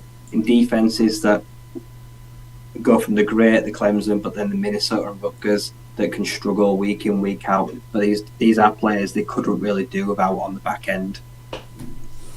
Yep, so those are Ryan's 3 DBs, and finishing off with my 3. So, weirdly enough, I have 2 Hawaii guys in my team. I don't know how, but I really love this next guy. So, Peter Manuma, the safety out of Hawaii. I think we didn't mention him when we were talking about Hawaii in the previews, but he was a true freshman last year who emerged as a quality starter for the team. His first ever game was against Vanderbilt. Now, people can laugh at Vanderbilt and that, but they are still an SEC team. He graded at 80 in his first ever game against them, and they won 5 games. They had some quality wins in the SEC last year. It was good opposition. But overall on the year, he had 3 picks, he forced 2 fumbles, he had more passes defended. This is the start of a very promising career for a very promising young man. He's got the frame that you want to play at safety. These Hawaii guys, if anything, they hit hard. The Mountain West guys, you're going to feel like you've been knocked over by a freight train. And this guy's just, like I say, true freshman last year. He's only going to get bigger. He's only going to get better. And I am looking forward to seeing him this weekend when they play Vanderbilt again. Let's see how far that young man has come. So Peter Manuma, looking forward to seeing him. And then I'm going to UMass. And before anybody laughs, just remember, Michigan, you've just bought yourself a safety from UMass who's going to be a starter for you next year. They may be a lot of things, but they're not bad when it comes to creating their DBs. So obviously Josh Wallace has just gone to Michigan, but his running mate is still at UMass this year. He is Jordan Mahoney, more of a corner, but does a little bit of both, which is why he's in here. He's 5'11", 170 pounds. Good season last year, 41 total tackles, 17 run stops, 2 forced fumbles, 3 interceptions, one of which was a 94-yard pick 6, 4 pass breakups, and gave up just 25 receptions on 53 targets on the season. Very versatile, 100 snaps in the box, 150 at slot, and 460 at corner last season. Don Brown, again, he's a guy who likes his defenders playing aggressive. Mahoney is that personified. He's not the biggest, but this is a guy who will go up and bring down a lot of errant throws and make some big plays on just a truly awful team. I've got to figure he's going to follow Wallace into the Power 5 at the end of this season, but Mahoney, definitely a guy to watch there at UMass. And then the last guy, I've gone with one of the more well-known ones here, but I like him even though I don't like his team. Aubrey Burks. He's the safety from West Virginia. Had a stunning season for them last year. I think he's second in returning grade amongst safeties this year. I think it's just Cam Kinchin's that ridiculously good Miami, Florida safety who graded out better than him last year. But he took big steps forward in his pass rushing prowess this year. He's a guy who can come up and blitz. He had 4.5 tackles for loss, a sack. He'd not had anything previously. But in coverage, he grades really well on a bad team and a bad defense at West Virginia. You saw it kind of get sliced open a lot last year. They're going to need him to be big this year, but if he is, he's going to be one of the best safeties in college football, flat out this season. But not that many people know his name. So Aubrey Burks is my last guy there. And then let's finish it off, Rye, with an ode to special teams, because why not? I'm not going to do returners and that, but a kicker and a punter. Who have you got for your kicker and your punter to watch for this year? My punter, if you can't be one of the best SEC teams, then you've got to be someone that can stop an SEC team. And boy, was Kai Kroger in South Carolina busy last year. He had nearly 60 punts, averaged 46.1. He had multiple 70-yard punts, including a season-long 79 and multiple pinned inside the 20. So he definitely held his own, and he halted and stopped and shut down some offences in the SEC, which really went a long way towards South Carolina having a pretty good year. He was a weapon that was able to flip the field. And then kicker, the poor Stanford Cardinals. Nothing went right for them at all last year. It was basically a travesty on and off the field. But not if you were Josh Carter. Perfect on field goals, 18 out of 18. He only missed 1 extra point all year, and he had 40 touchbacks on kickoffs. Also the kicker as well there. It's a near perfect in the Pac-12 and one of the best kickers in the nation across the board. Pretty much everything he did turned to gold. So he was the only highlight of a sad trees season, and he probably will have to do it again this year too, because they're probably going to blow again this season as well. Was a bit. I didn't think Stanford would be one of the teams we heard today, but God bless special teams for all these bounds. They have to be good, don't they? And then for my guys on kicker, the aptly named Colton Boomer from UCF, boomer of a kicker, but he had a really good year last year for UCF. He sunk 42 of 43 extra points. He made 14 of 15 field goals. Pretty good outside the 50-yard mark as well. So he's one to keep your eye on for this year, no puns intended. And then to finish it off, the punter. There's only ever going to be one guy for this. Which team punted more than anybody last year? Tory Taylor for the Iowa Hawkeyes. He ranked second in the Big Ten in punt average last year, but I mean, he had 38 balls drop inside the 20-yard line. 27 of his punts went for more than 50 yards. This guy was sensational for them. He's an Aussie rules kicker. He's one of those who's come over from Australia. And you've got to figure that it's not going to get a great deal better for them this year. Although Cade McNamara is there, so maybe it does. But, if you're going to go in punter here, you've got to go with the best in the business. Now Barringer's gone. Tory Taylor is the punter there. And with that said, that is our teams done. So hopefully we've given you some names to focus on this year. Some underappreciated guys, some guys we are not on the radar quite yet. That's why we like to do these teams, just introduce some of the guys there to you. And to finish it off, it's week 0. We've got college football back, so maybe just have a quick discussion about some of the games that are coming up, what we're thinking. We're not starting the pick watch this week because there's just not enough competitive games to be able to do so. But we've got 7 fixtures to focus on, and Ryan, we've got one over the pond per se, not quite the way all over the pond, but near enough. We've got the Ireland game coming up this week, which we're both gutted that we can't attend, but it's Navy at Notre-Dame technically, although it's a neutral side view here. Notre-Dame are favoured by 20.5 points, but this was a game that Notre-Dame nearly lost last year.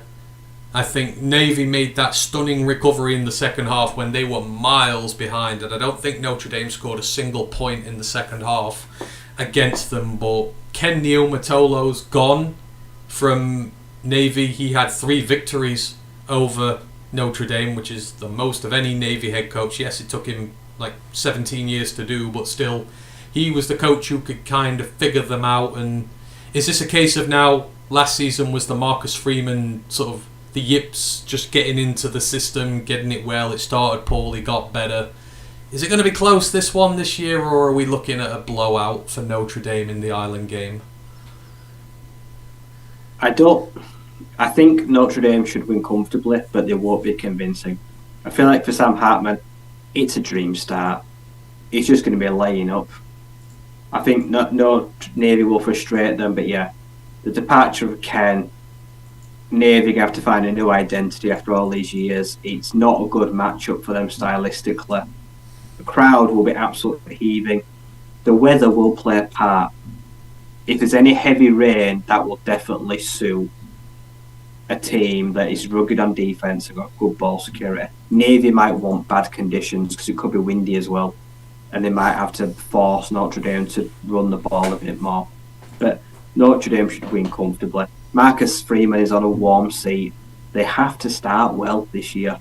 Like I say, they can't afford. He can't afford to mess around. He won't be given that luxury.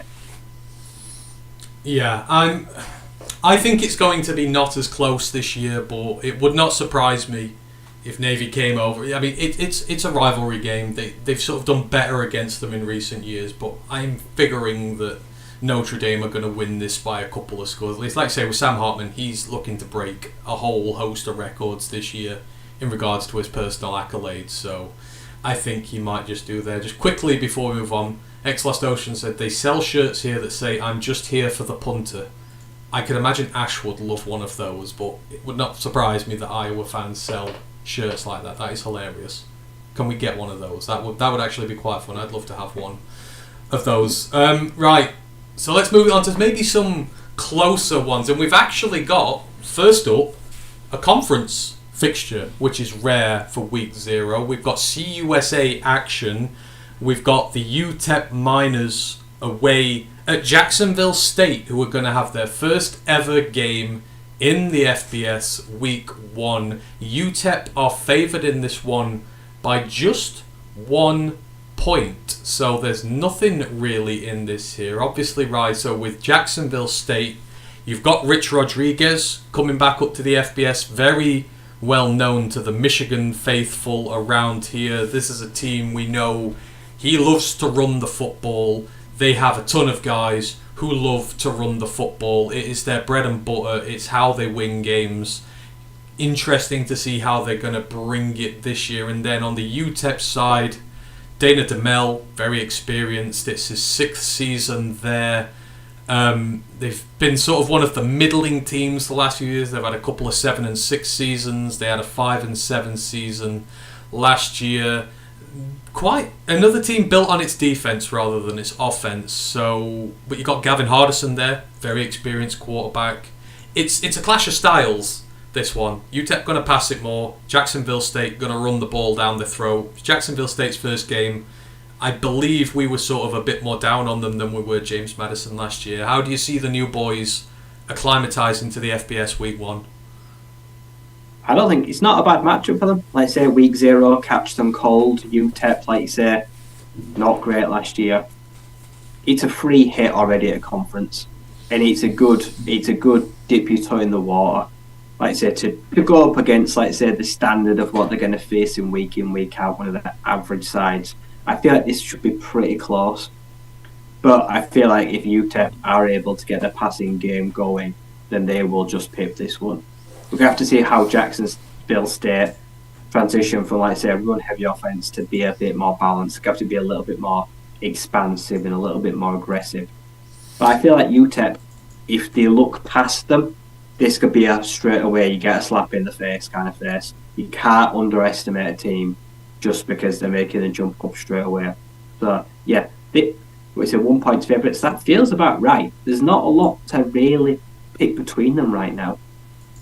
No, there isn't. And I think when James Madison came up last year, they smashed Middle Tennessee, I think, who looked past them as the newbies, and they got absolutely laid waste to. So it's interesting. Dana DeMel needs a good season, and I feel if he loses to Jacksonville State, I feel like he's already on a bit of a hot seat at UTEP. They will not want to lose that one. Absolutely not, to the new boys coming up. So, interesting. I've got UTEP just winning that. But if they lose, boy oh boy, we're going to start looking at a hot seat already. The third game we've got, hey, you've mentioned it, right? You are looking forward to seeing this kid play, but the Ohio Bobcats are in action, and they are away at San Diego State, the Aztecs. So as Ryan said, Curtis Rourke, maybe the best quarterback in the MAC, probably the best if he's over his injuries, and they are, you know, you've predicted them to get far in the MAC this year, but you're coming up against the San Diego State team. I've predicted them to get to the Mountain West title game. Brady Hoke is doing really well there at the minute. He's sort of getting them back to where they want to be. This is a team who, they're built off their defense. Like, their defense has been top 20 in the nation for the last 10 years. So this is a team that's always going to bring it, and Ohio on the road, Curtis Rourke's going to have to do something special to break them down. But on offense, who knows what you're going to get with San Diego State. They might not need many points to beat them.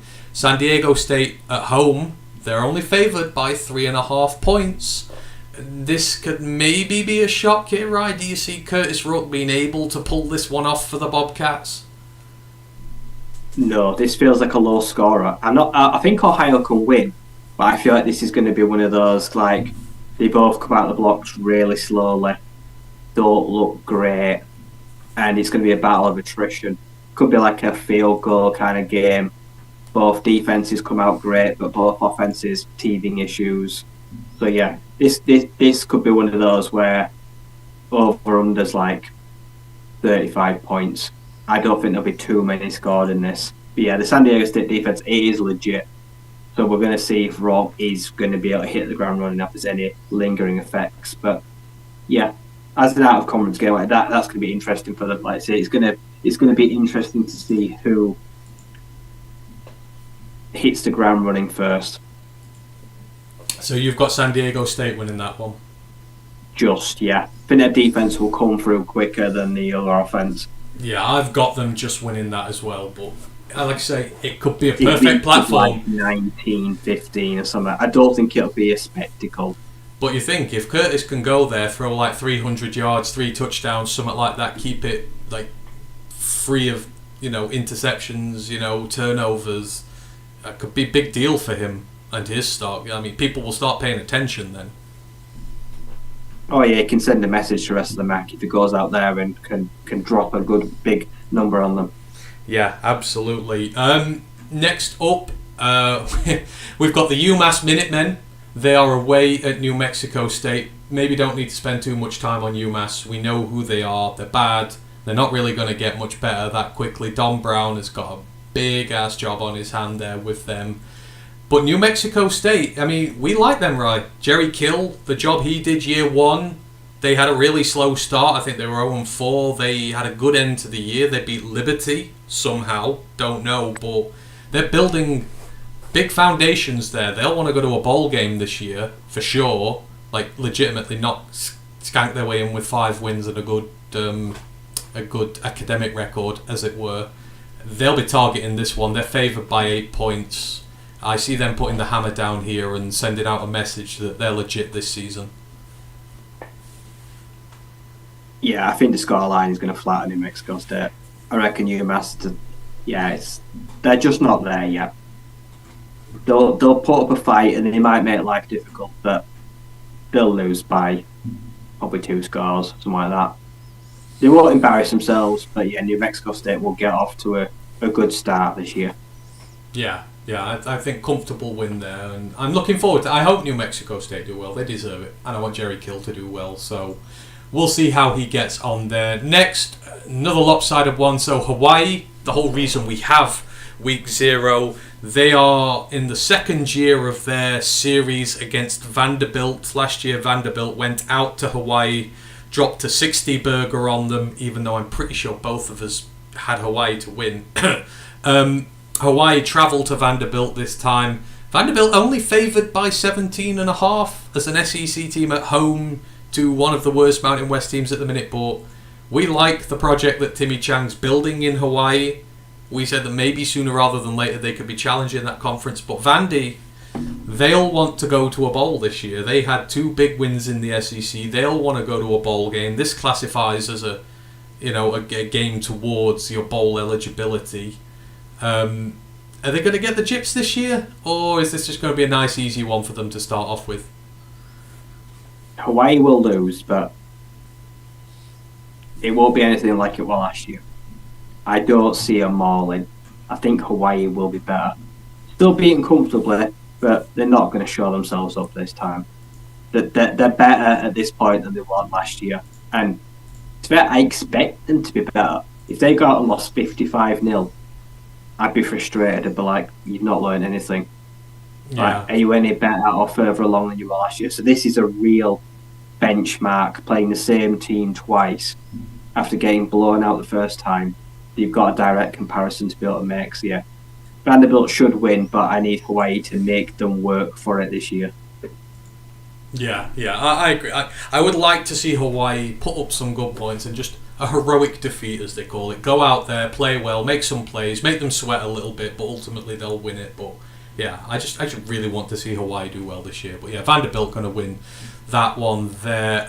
Next up, well, it's week 1. Why not get some of the best players out there? We get to see potential Heisman winner in waiting, Caleb Williams and his USC team. They are at home to the San Jose State Spartans from the Mountain West.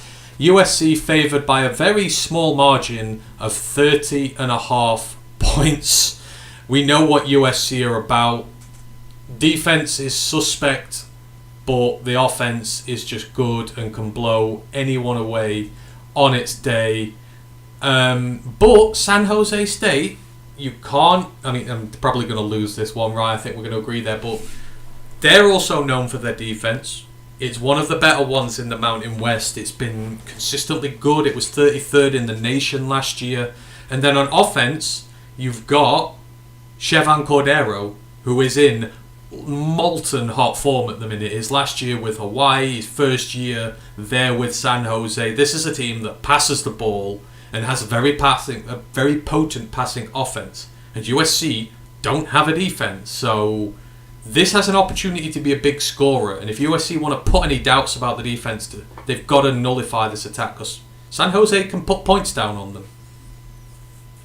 Yeah, I feel like this will start close for like a quarter, maybe even a half. Could be back and forth.